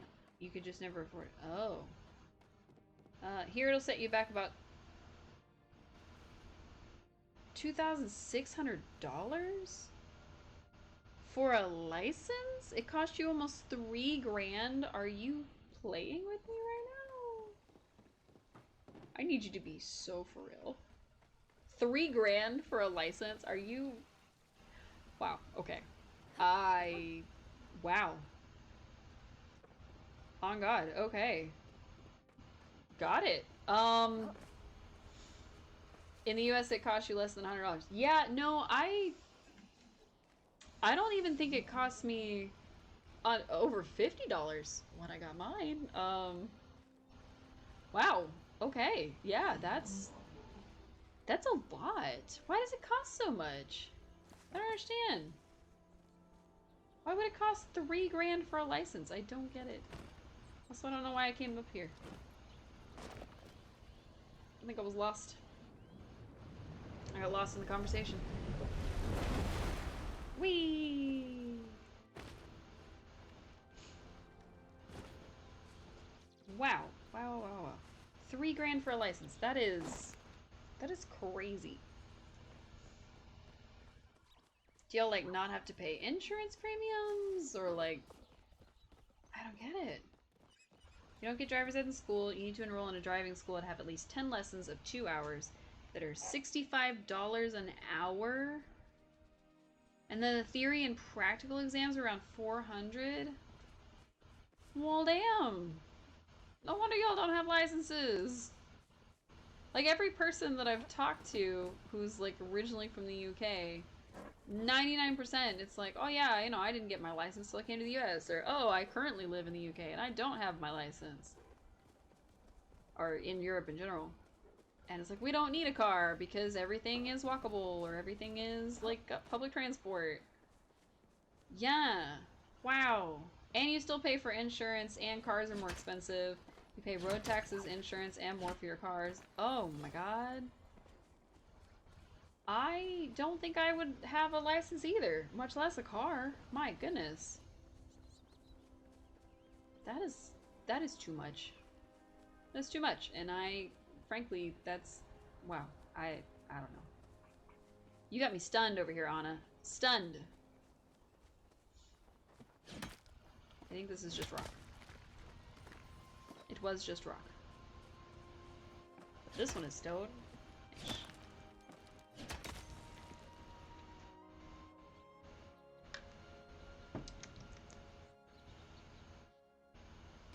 Nice. Iron? Ooh, 2 iron.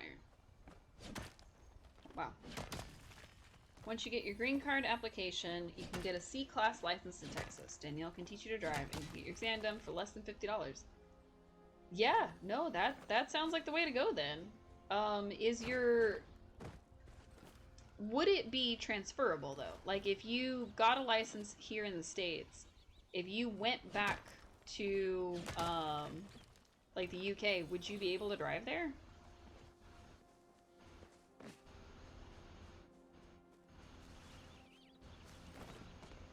Or do you have to like retake the test? Because I know that my grandmother moved from one state to another, and they almost made her retake the test just from changing states. So that's why I ask, because you never know. The laws are funky. Gold ore, nice. That's what I was looking for. I mean, I wasn't looking specifically for gold ore, but gold ore would have been a nice touch, you know?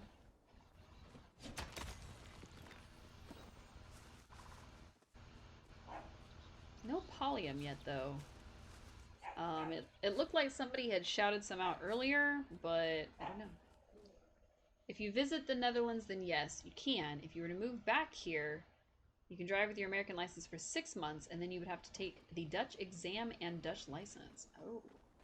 Which would cost you the 400-ish.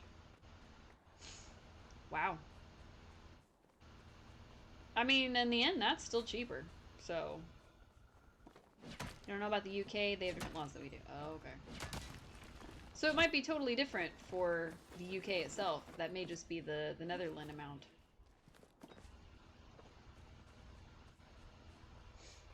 I think that person thought that I found pallium, but it was just iron.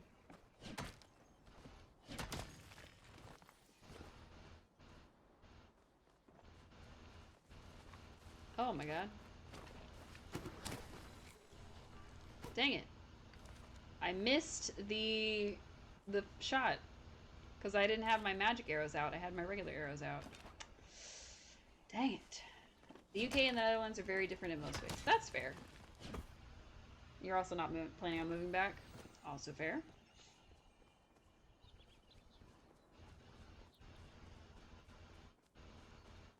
I can see where that would be. I mean, yeah, because it's going to be like saying, oh, you know, the US and Canada have the same laws, which they very much don't.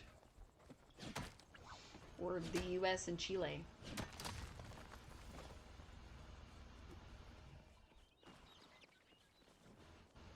I was going to say the US and Puerto Rico, but I thought that might be a joke that most people would not quite get. And it was going to be a dig about the fact that Puerto Ricans, unfortunately, do not have the same rights as most citizens of the US, despite the fact that they're literally a part of the US. So, yeah, I left that joke on the back burner. Another time.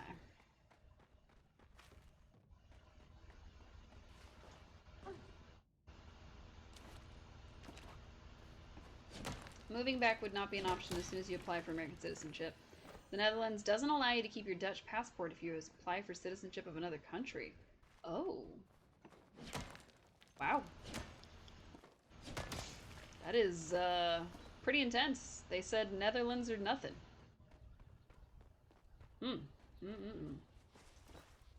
Even if it was like a temporary visa? Or is it like just citizenship that it's like absolutely not? They can have their fun. I am here for ore. And I have no idea when Hassian's gonna go back to his grove. That's the problem. Exactly. Oh, okay. Netherlands or nothing. Got it. I also keep forgetting that Netherlands and Dutch are the same thing. Because my brain keeps thinking Deutsch, like German. And that's definitely not correct. Got it. Okay. So, if you're just doing travel, like temporary type visas, work visas, school visas, travel visas, whatever, then you can keep your Dutch citizenship, which makes sense because obviously if your visa was up, you'd have to be able to go home. And then if you are going for citizenship, I'm assuming it means if you get the citizenship and not just apply for it, but I mean, I don't know. I mean, it could be that strict. Then you have to give up your Dutch citizenship. To be fair, I think that's also an American thing, where if you are applying for citizenship for America, you may not necessarily be able to do dual citizenship. But I don't know. Green card is also fine. If you get a US passport, you're no longer Dutch. Oh. Like, they just refer to you as a foreigner, even if you're... Do they allow dual citizenship? I think it's from certain countries. I think America allows dual citizenship from very select countries. But I don't know that for sure. That is so strange, though. Like, it makes sense, but it also doesn't make sense. I wonder why. I wonder why it's that strict, where they're like, oh, you want to have a citizenship for somewhere else? Fine, bye. Like, okay. That's so strange. Also a big step to make. Like, I'm sure that they do it as kind of a... Not really like a deterrent, but like kind of a deterrent. But still, like that? It seems harsh. I don't know. It seems harsh.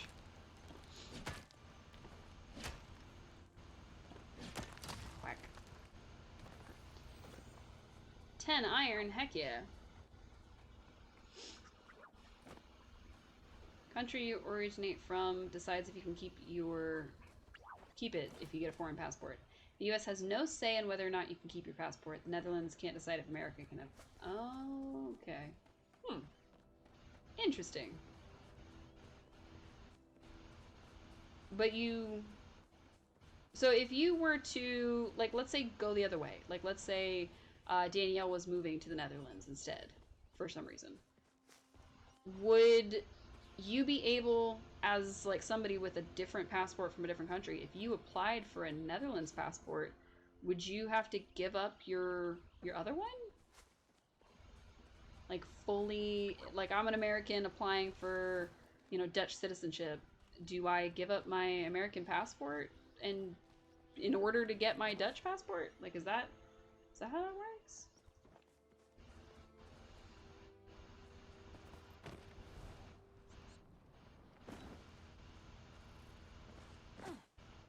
Because otherwise, that's just hypocritical. I don't know why they would allow you to have... No, because the US would allow her to keep her American one. See, that's so strange to me. Because, like... They force you to give up yours if you were born there, but they'll allow somebody who was not born there to have both, even though... Oh, something is popping up on my computer. I don't know what it is, and I'm afraid to find out. Like, things were popping up on my computer. I don't like it. It needs to stop. It, like, stunted my game a little bit. Sorry about that. Technical difficulties. They should be resolved now. But yeah, like, I don't know. That seems weird. There's nothing for them to allow it. It's the US law, and Netherlands hasn't seen it. Right, but like the Netherlands has decided that if you leave, essentially, and you get a passport from somewhere else, you have to give up your Dutch one. And like to me that makes no sense because they know full well that people from other countries who come and get Dutch passports are going to more than likely keep their old ones. So why have you almost revoke Dutch citizenship? That doesn't make any sense.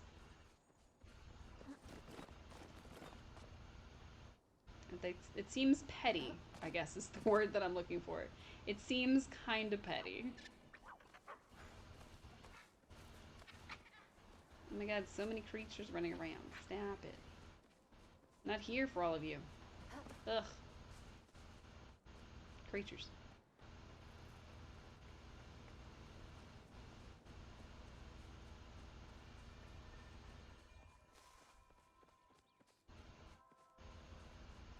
Alright, there's a little more iron.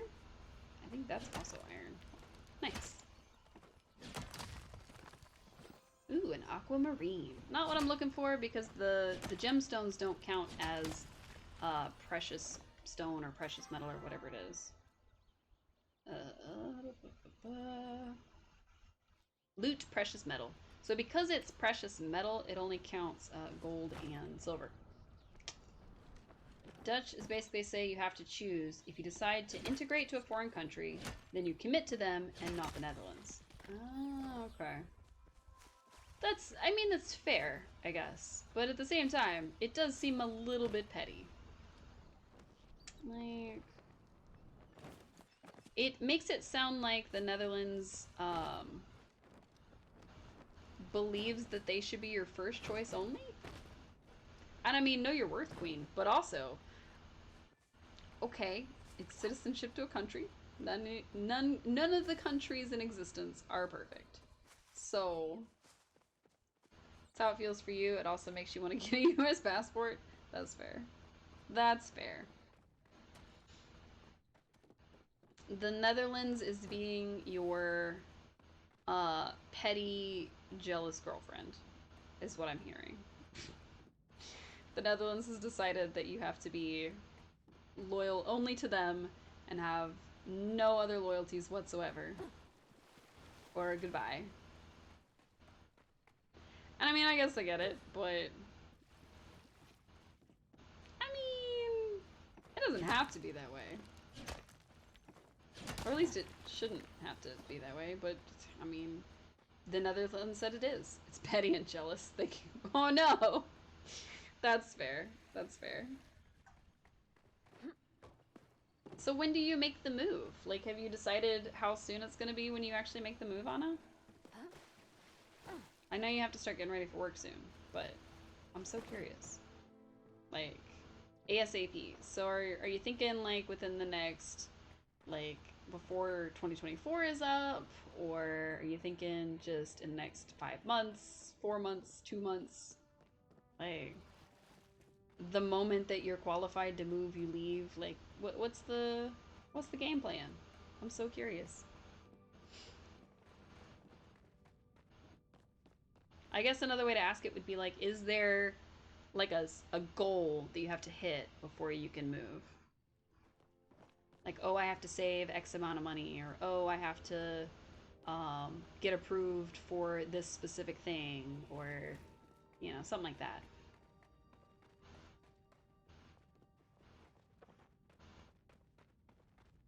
Hmm. There's nothing in here. I don't like it. There's usually like at least a note or two in here, especially of iron, but nothing. We still need to do the paperwork. You can't leave before July 1st, but we hope October. You hope September, but that might be a little fast. It depends on how fast the paperwork for your visa gets through, and it's very unclear. That's fair. Honestly, that's probably the hardest part. So, you're free to not answer if this is too personal. But are you going on a spousal visa? Because if I am remembering correctly, that is the most complicated one.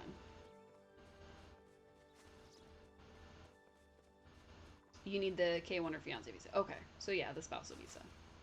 Got it. Now, if I remember, spouse would be if they're right. Well, you know what I mean. You're going based on the love, as opposed to like a student or work visa. Um, okay. Now, if I remember correctly, it's been a long time since I had to look any of this stuff up. Um, isn't that one sometimes the most difficult to get a hold of? Or is that the H1 work visa? Can't get a work visa, student does give you enough freedom. Fair enough.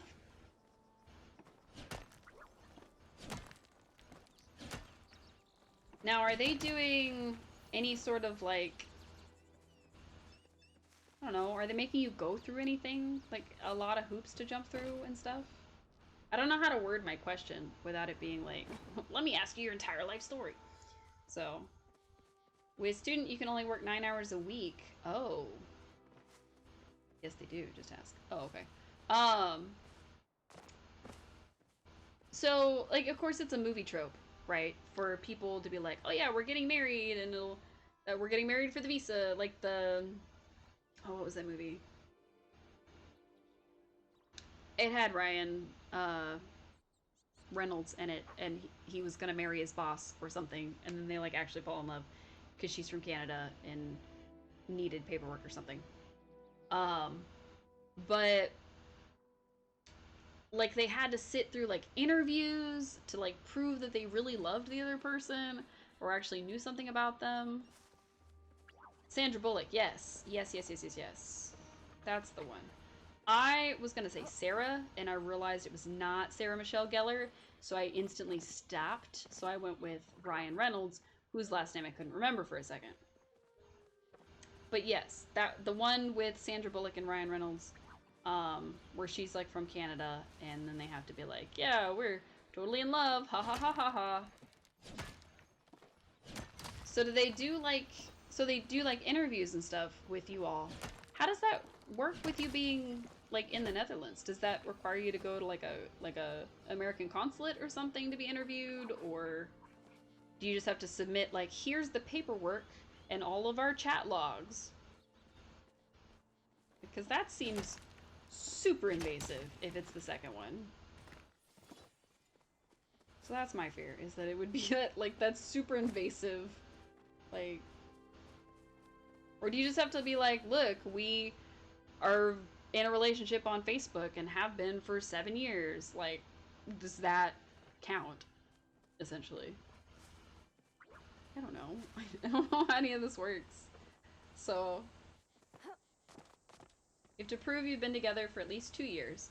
You've seen each other at least once IRL. We also need to prove that she makes enough money to take care of both of us. Oh, okay. You're the only one that gets vetted and interviewed. Danielle only has to tell them, hey, I want her here, go get her. Okay. Okay, so basically, as an American citizen, she just has to be like, yep, that's mine. And then you have to prove, like, I promise I actually love this woman. It's not an act. I've known her for over 2 years. We've been together. Like, please believe my story. I'm telling you the truth. On the one hand, it does make sense for the onus to be on the visa E. I don't know what you'd be called at that point.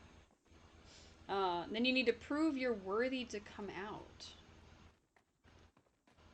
Like, okay, so you have to prove that you are in a committed relationship with someone. And then you have to prove, what, that you would be like an asset to the country? Is that how that works? You don't mind it, it makes sense to you. Because, like, the former roommate that I mentioned earlier, the friend that I mentioned earlier, got her green card. And, you know, like, had to go through, like, a lot of different hoops and jumps and all that. And, like, originally, I think she came on a work visa kind of thing. And it was this whole thing. And I know it was a long process for her.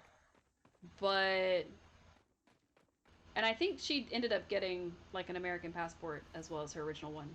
But I know it was a long process for her, and I've known a couple other people who it's been a long process for. Just from various countries and whatnot. Where, yeah, they basically had to prove, like, oh, I'm willing and able to work in this country, and I'm willing and able to do this and that, and I passed a test that proved that I know about America.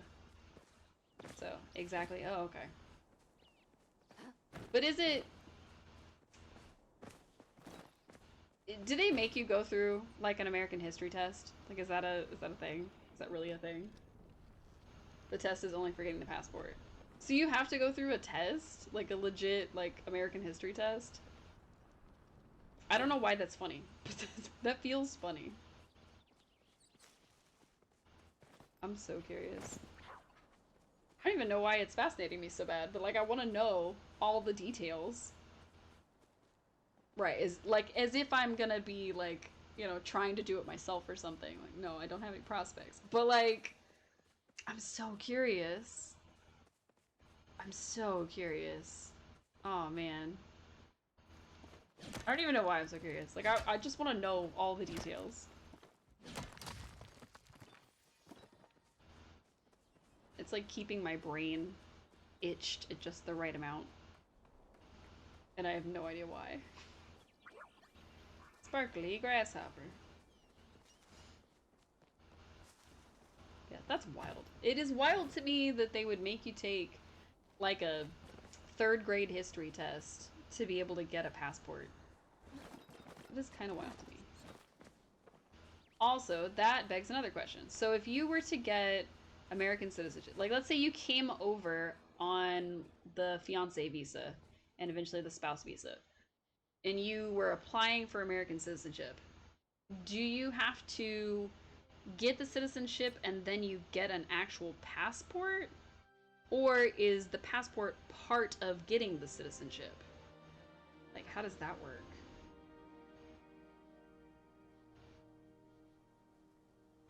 Oh, okay. Unless you go for the passport, for a visa, you don't need that. Green card is just being a permanent resident, not a citizen. If you want to be a citizen, you need to know the norms and customs of the US. It's not really a history test. Oh, okay. Not a spouse, you go directly from fiance to green card. Okay, so a permanent resident. And you only get the passport if you have become a citizen. Oh, okay. So you would keep your Netherlands passport until you were a citizen of the US and not just a green card holder. Am I understanding that right?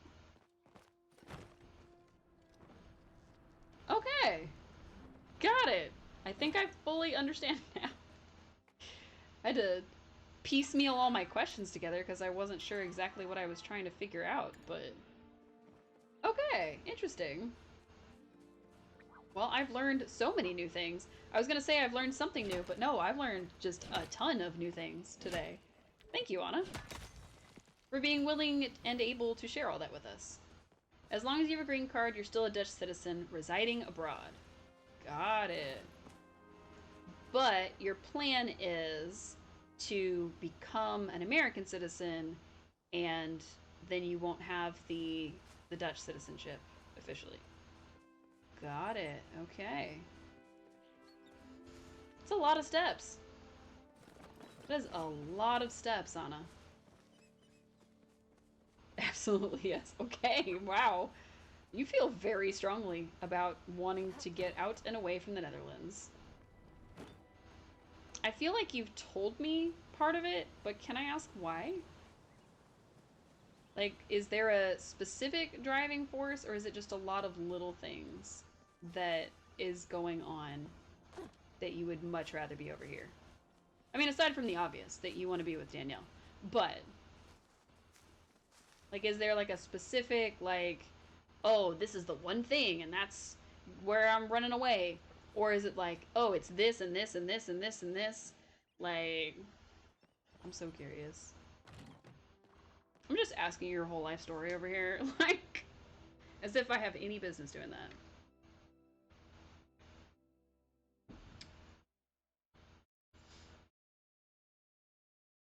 Well, We zoned over so I could keep an eye on Hacian, because I want to talk to him in his grove.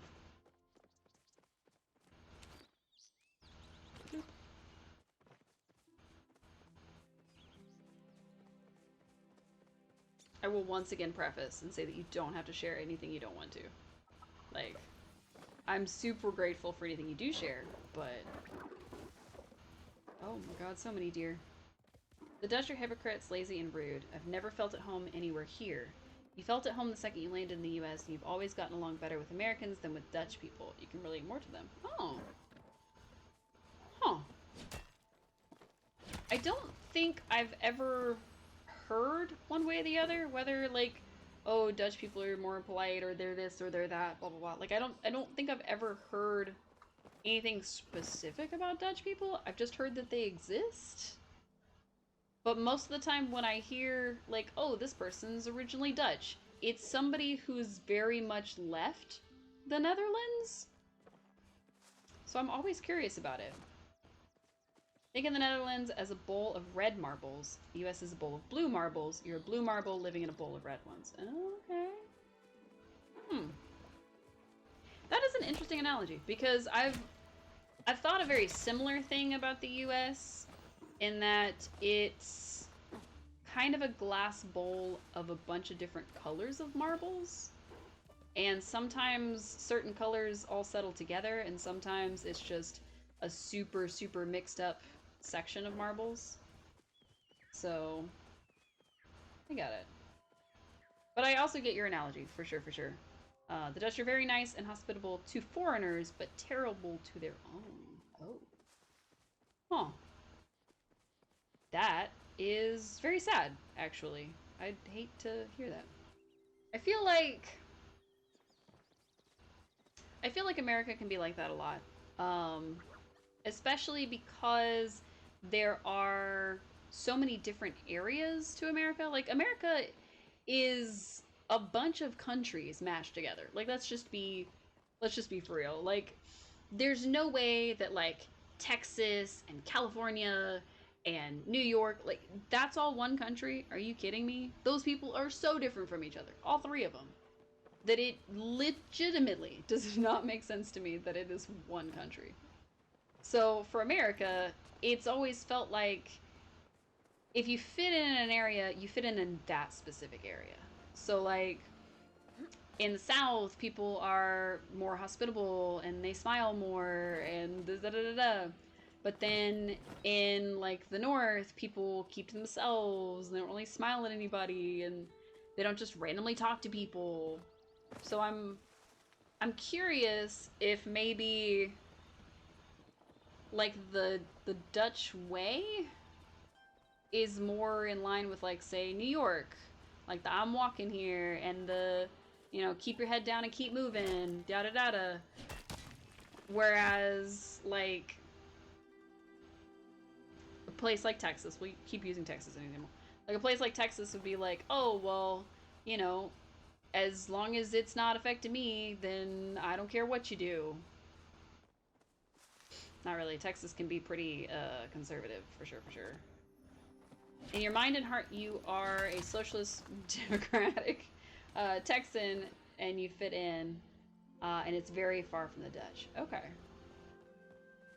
Yeah, I've noticed that people, especially in the South, tend to be more outwardly hospitable. Like, they're very welcoming. They're very like, oh yeah, everybody can come here. Everybody, let's sit down, and feeding you is my love language, and da da da da.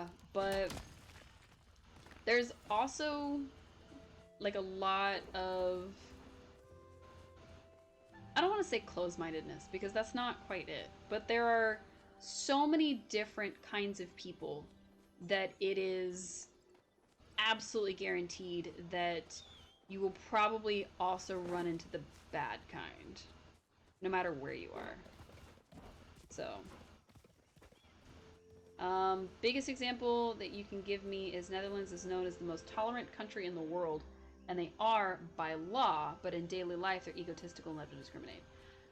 America can be like that a lot too, because, you know, you've got all these places, like there's places are, oh, it's the city of brotherly love, and then everybody is super rude to each other. Or like you have, oh, there's like Austin, Texas is full of like the weird people and the strange people, and we accept all the people. And then you get there and it's like, no, a lot of these people are super close-minded or super conservative, or, you know, if you don't fit into their niche mold of just how weird you're allowed to be, then you can't be with them. You're like shunned and things like that. So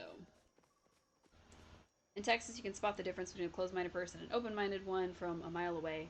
The Dutch are hypocrites, and you can't see it until it's too late. Oh, okay. I think I can understand that. But there are... I don't want to say, like, oh, you better be warned. But, like, it is important to note that that can be very possible just in general, I guess.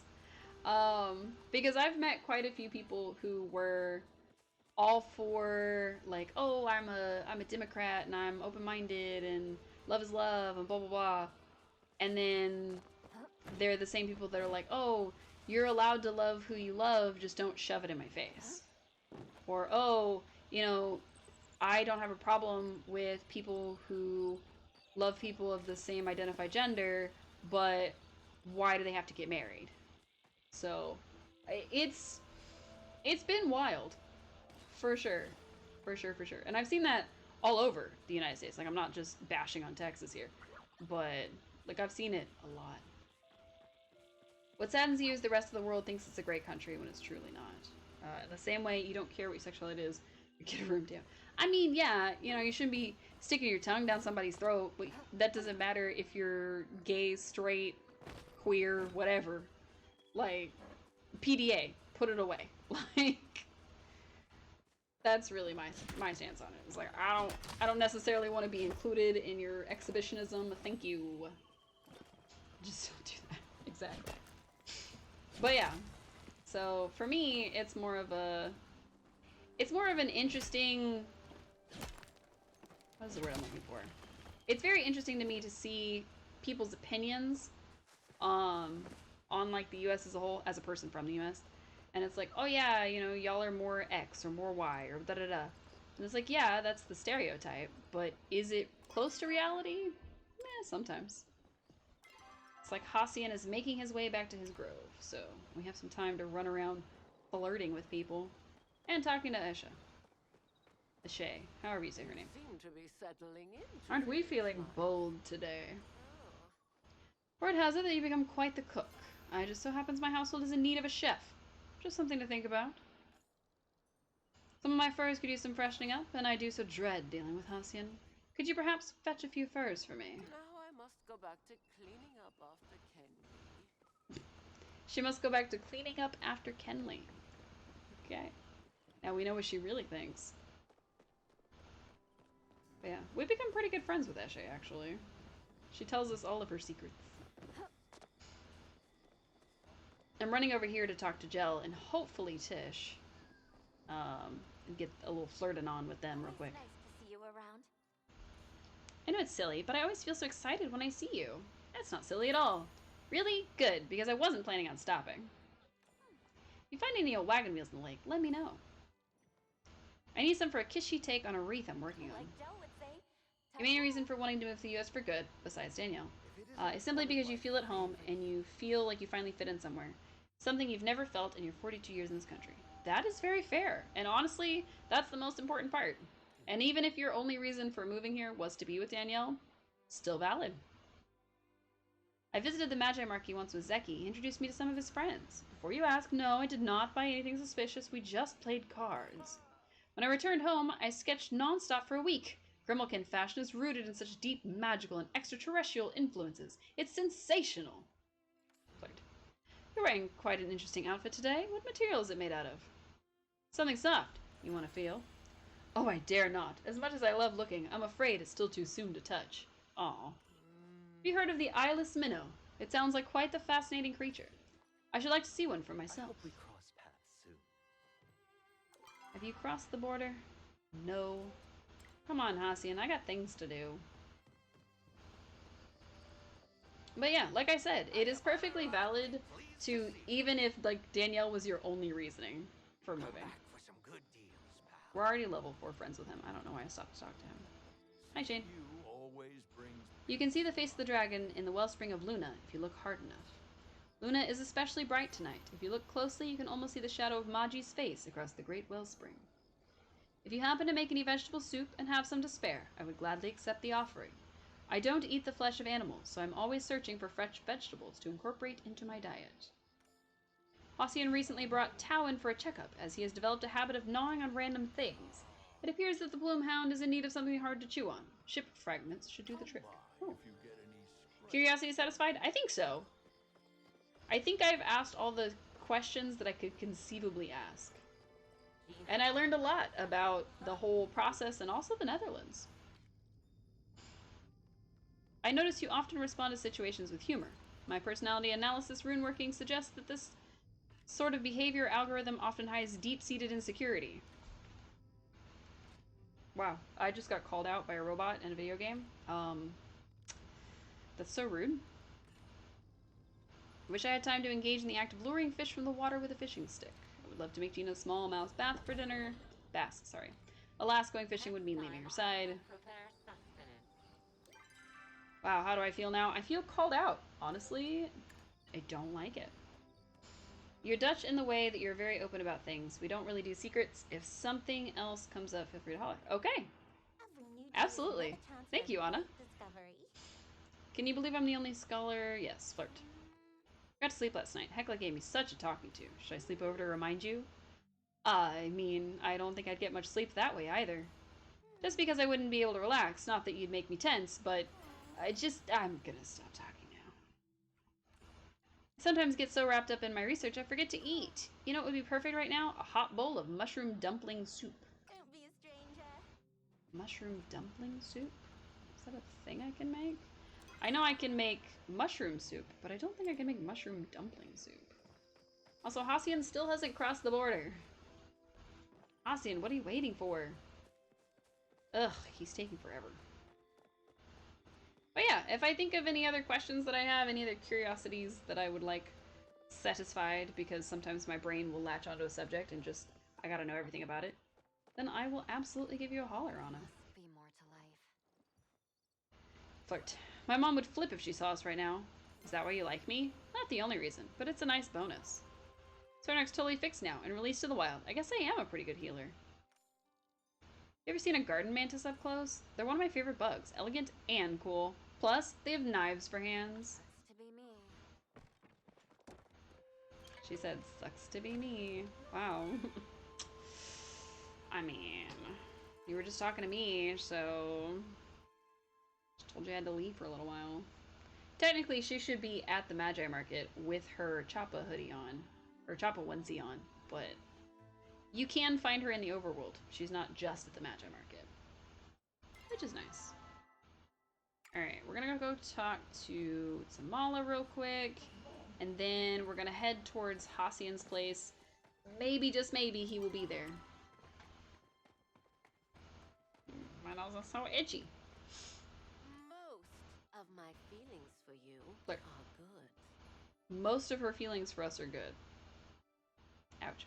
There's something quite thrilling meeting in the dead of night like this. We could get up to all kinds of trouble under the cover of darkness. I can certainly think of a few things to do.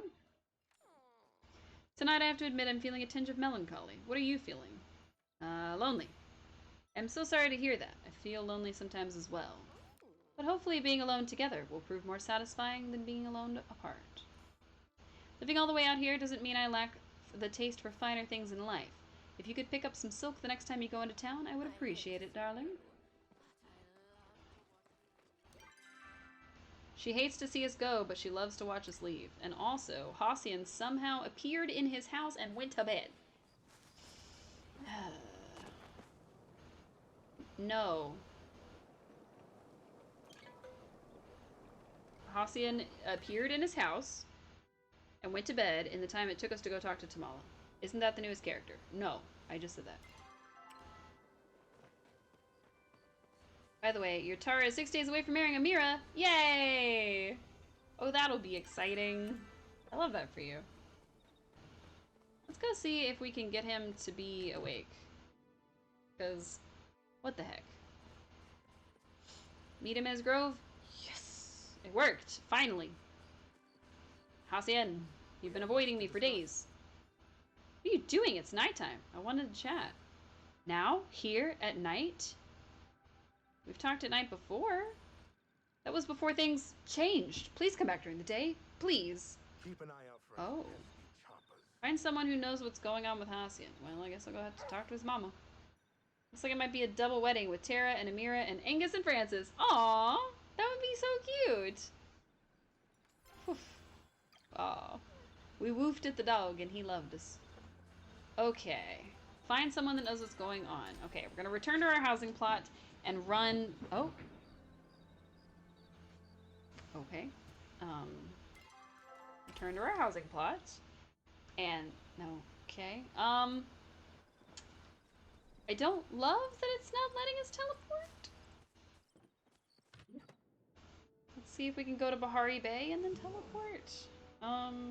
But I guess if we're in Bahari Bay, we can just run to this and head back to town. Subira with a B.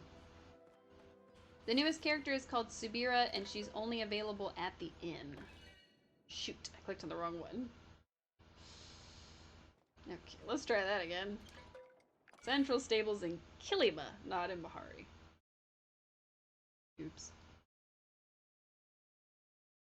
But yeah, Subira is the latest character in this game. She is a Watcher from the Order. That was Tamala, who is a witch who lives in the woods. But they are similar. Both older, blue. Not until you craft certain furniture, which is when you rage quit. So you can romance Subira, but you have to be like level 4 relationship, like friendship with her, to even start romancing her. Was wondering how you were. He's been acting weird. You're gonna have to be more specific. Really? What'd you do with the gifts? I kept them. Probably for the best. But if I gotta be honest with you, I have no idea what he's doing. I guess when I courted Talon, I hunted a few beasties, but I don't know where he got the sandwich or the night thing from. Maybe you could ask Shane? My son's a weird one. I wouldn't be surprised if it's some archaic Majiri thing. You need any help? Alright. So, I gotta go ask Shane, who is fully asleep. Don't care. We're gonna visit Shane in the middle of the night. But yes, you unlock Subira by crafting certain furniture. And of course you got to a certain point in the story. So, trying to get enough pallium to make the furniture. After over a week of trying, at least 3 to 4 hours a day, getting 2 pallium. So that is part of the reason why I was doing the weeklies. So if you do the weeklies for metal, specifically, mining, and you get the points, you can actually buy pallium bars already made from Hodari. Once you're level 10, obviously, when you get these. So, highly recommend getting skills to level 10 as fast as possible. Maji appreciates your devotion. Hacian's been acting weird. In what way? Explain. I see. I suppose weird is all relative. I know exactly what he's doing. Hacian came to me a few days ago, asking about traditional Majiri courtship rituals. I explained that most of them had fallen out of practice, but he insisted, so I directed him towards a few old books on the subject in a library. I suggest you read them for yourself. It should give you a better picture. Hacian's always been the traditional sort. I'm sure it would mean a lot to him for you to reciprocate. Okay. We gotta love Hacian the way he likes. Fished you off of the dead's made it that hard to find a resource. Yeah, as far as I know, they were supposed to be a boost to the game when it comes to Pallium, where it was supposed to be a little bit easier spawning. But also, there was a period of time where people were steadfast, refusing to call out any time that they found Pallium. And I don't know why. Only the crudest of Majiri would engage in a new relationship without following these important steps. By engaging in the proper rituals, you ensure that your new union will be blessed by society and the dragon. When initiating courtship, you must both establish your value to each other. Gifts and acts of service will suffice. While the initial steps of courtship are being followed, it would be most improper for the two potential partners to be seen together at night, especially without the permission of their parents. Whoever initiated the courtship originally must then decide to take the next step in the relationship. Fetching the midnight lily, which blooms only in the dead of night, and delivering it to your partner will signify acceptance of the courtship. At this point, the two young Majiri may spend time together alone. Alright. And this is astrology. It's not what I was looking for. It is super cool, but I'm not gonna do much about it. Also, how do I already know where to gather the midnight lily? That doesn't make any sense. But yes, Pallium is definitely not an easy resource to come by. 9.9% out of, or 9.9 times out of 10, I will just buy the bars. That's the only way I've been able to find any Pallium. By now, you're always welcome here. What are you doing up so late? Doesn't matter. Badru's snoring has kept me up, so it's nice to have the company. Work on me jam recipes. Ma'am, you're not even home. What do you mean it kept you up? It's interesting to see them go about their normal routine and then also be at the Magi Market. Like, both things are happening simultaneously. Okay, so somewhere up here, around here, is the Midnight Lily. And we don't know what it looks like. We don't know, like, the conditions of it blooming. I have no clue. I'm gonna go to the top of this little hill, see if maybe that helps. Because to me, it would make sense if it bloomed somewhere, like, where the moon can get to it easier, or something. But I bet you it's gonna be somewhere lower, where it's, like, always dark, or whatever. So, I don't see any random blooms that I didn't see before. It's also not in the trees, hopefully. But I guess it could be. Since your curiosity is satisfied, for now at least, you'll be taking your leave and heading to work. Okay, Anna. Have a great morning, at work. Hopefully it goes smoothly for you, goes by quick and painlessly, and that you're able to get some rest.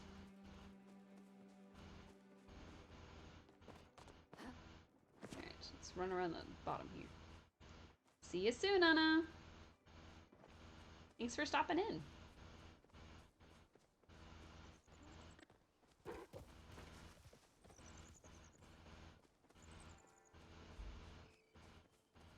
Okay, it's still, like, pointing me towards this area, and it pointed, like, up?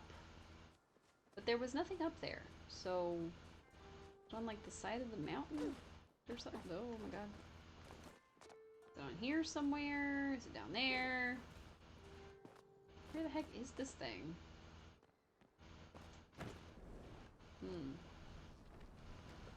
It would probably have been really helpful if they had, like, a picture or something. Alright. The Midnight Lily. Well, it's like 3 in the morning in game, which means it's not going to be night for very long. So, I think I'm about to lose my chance to get it. Because I bet you it's going to switch over to like, oh, look for it between this hour and this hour. And we will have missed out. And it's a long shot, but I'm going to look up here too. Excuse me. Okay, wow, I can't believe we made that. I was gonna say the roosters just crowed, which means theoretically it's no longer nighttime. But it is still dark outside, so maybe. It's still giving us the area. Dang it.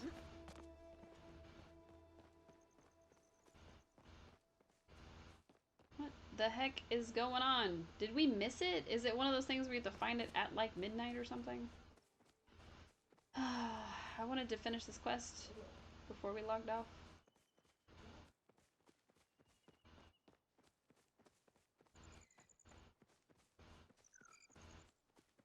I'm not finding it. I don't know what to do, chat. Can't find it. I'm tempted to Google it, but also, we've been all over this little circle, and I have not seen hide nor hair of it. So I'm wondering if we need to go further out, like in the field or something. It doesn't really make a lot of sense for the circle to be on top of that, but then it's not up there, so I'm trying to like look through the edges.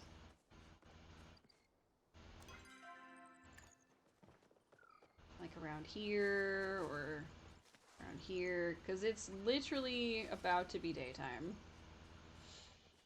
We are 100% going to be losing this thing any minute. Okay, is it somewhere in the grass? Okay, it's not that far out. Okay, it is this far out though. Okay, we're out of bounds again. And this person's taking out tiny trees, which is very bad if they're trying to spawn flow trees, because then the flow trees will be teeny tiny. Unless that's their goal, is that they want teeny tiny flow trees. Okay. It's 4 o'clock in game, or 4 a.m. in game, which is probably as close to morning as it gets, so I'm gonna say that's a bust. We did not find the Midnight Lily, and I don't even know where to look. It just looks like a sundrop lily, and I didn't even see that. Like the little icon is a sundrop lily, but I didn't even see a sundrop lily.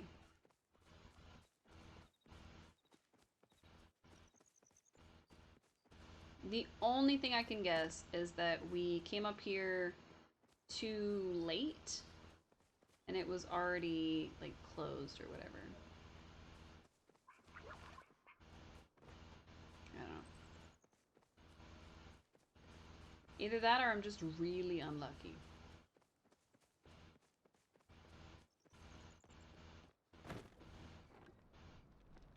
Because I don't think it's way over here. But see, this is past the edge. And this right here is just barely in the edge, so that can't be.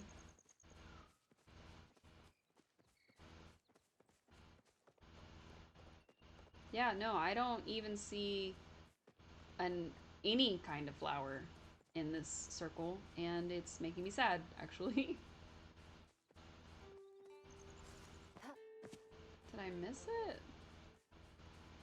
There's no way I missed it. There's no way. It's gotta be that I'm just, like, not able to tell. Like, it's one of these plants, and I just can't tell that that's the plant. Or something.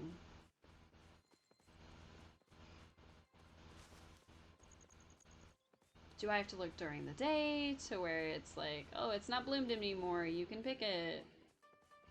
Or what is happening? I don't even know anymore. I don't know where it would be! What the heck? I've looked all over this circle. I've been over every inch of the circle, and we have not found it. Okay, I'm just gonna call it at that point, because I'm too faded, and now I'm too annoyed. So, ugh. I cannot believe that I could not find this stupid thing. I'm so upset. So upset. We're gonna take care of our garden real quick, and then looks like the tomatoes are back alive for the most part. We're basically just gonna pick all the tomatoes as they come through, and then we'll go from there, pretty much. Bloop, bloop, bloop, bloop. Oh my goodness, hi. Hi. Oh, my dog wants to come say hi before we wrap up.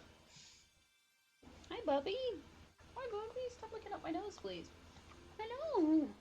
Hello. Hello. Oh my goodness. Oh my goodness. Oh my goodness. Did you miss your mommy? Did you miss your mommy? Oh my goodness. Say, I wanted to be on stream. You should let me be on stream, Mommy. You should let me be on stream, Mommy. Well, Mommy's about to be off stream. That's why you weren't on it. Silly boy. Silly boy. Alright, so if it's not next to a chili or a tomato, I'm gonna go ahead and pick it. Oh, maybe not, because I'm out of inventory space. That's okay, I'll just harvest what I can. Alright, y'all are good. I think I can pick these. Some of the stuff I really only planted because I had the extra seeds, I think. I don't remember what I planted some of this stuff for. Because it definitely wasn't for the benefits. So. Alright, so that all still has a lot to go. These preserves still aren't anywhere near done. I'm going to drop off all of our plants, and then hopefully the next tick over will give us what we need. Oops, I should not have dropped off our non-high quality stuff. But that's okay. Just clearing out our inventory. Oh, our storage is full. No! Ruh-roh. Okay. Let's try that again.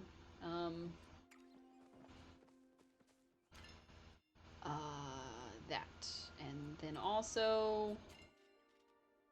that. As much as I can. That freed up a couple hundred spots. So that's cool. Nope. Nope. Where did I get these? Oh, right, from the Magi Market. I was like, where did I get the gilly fins from? I forgot we went fishing in the Magi Market earlier. Alright, let's take all that. This. We'll sell all of that. Alright, 6 o'clock. Hopefully our stuff has matured a little bit. Probably not. Alright, let's feed this.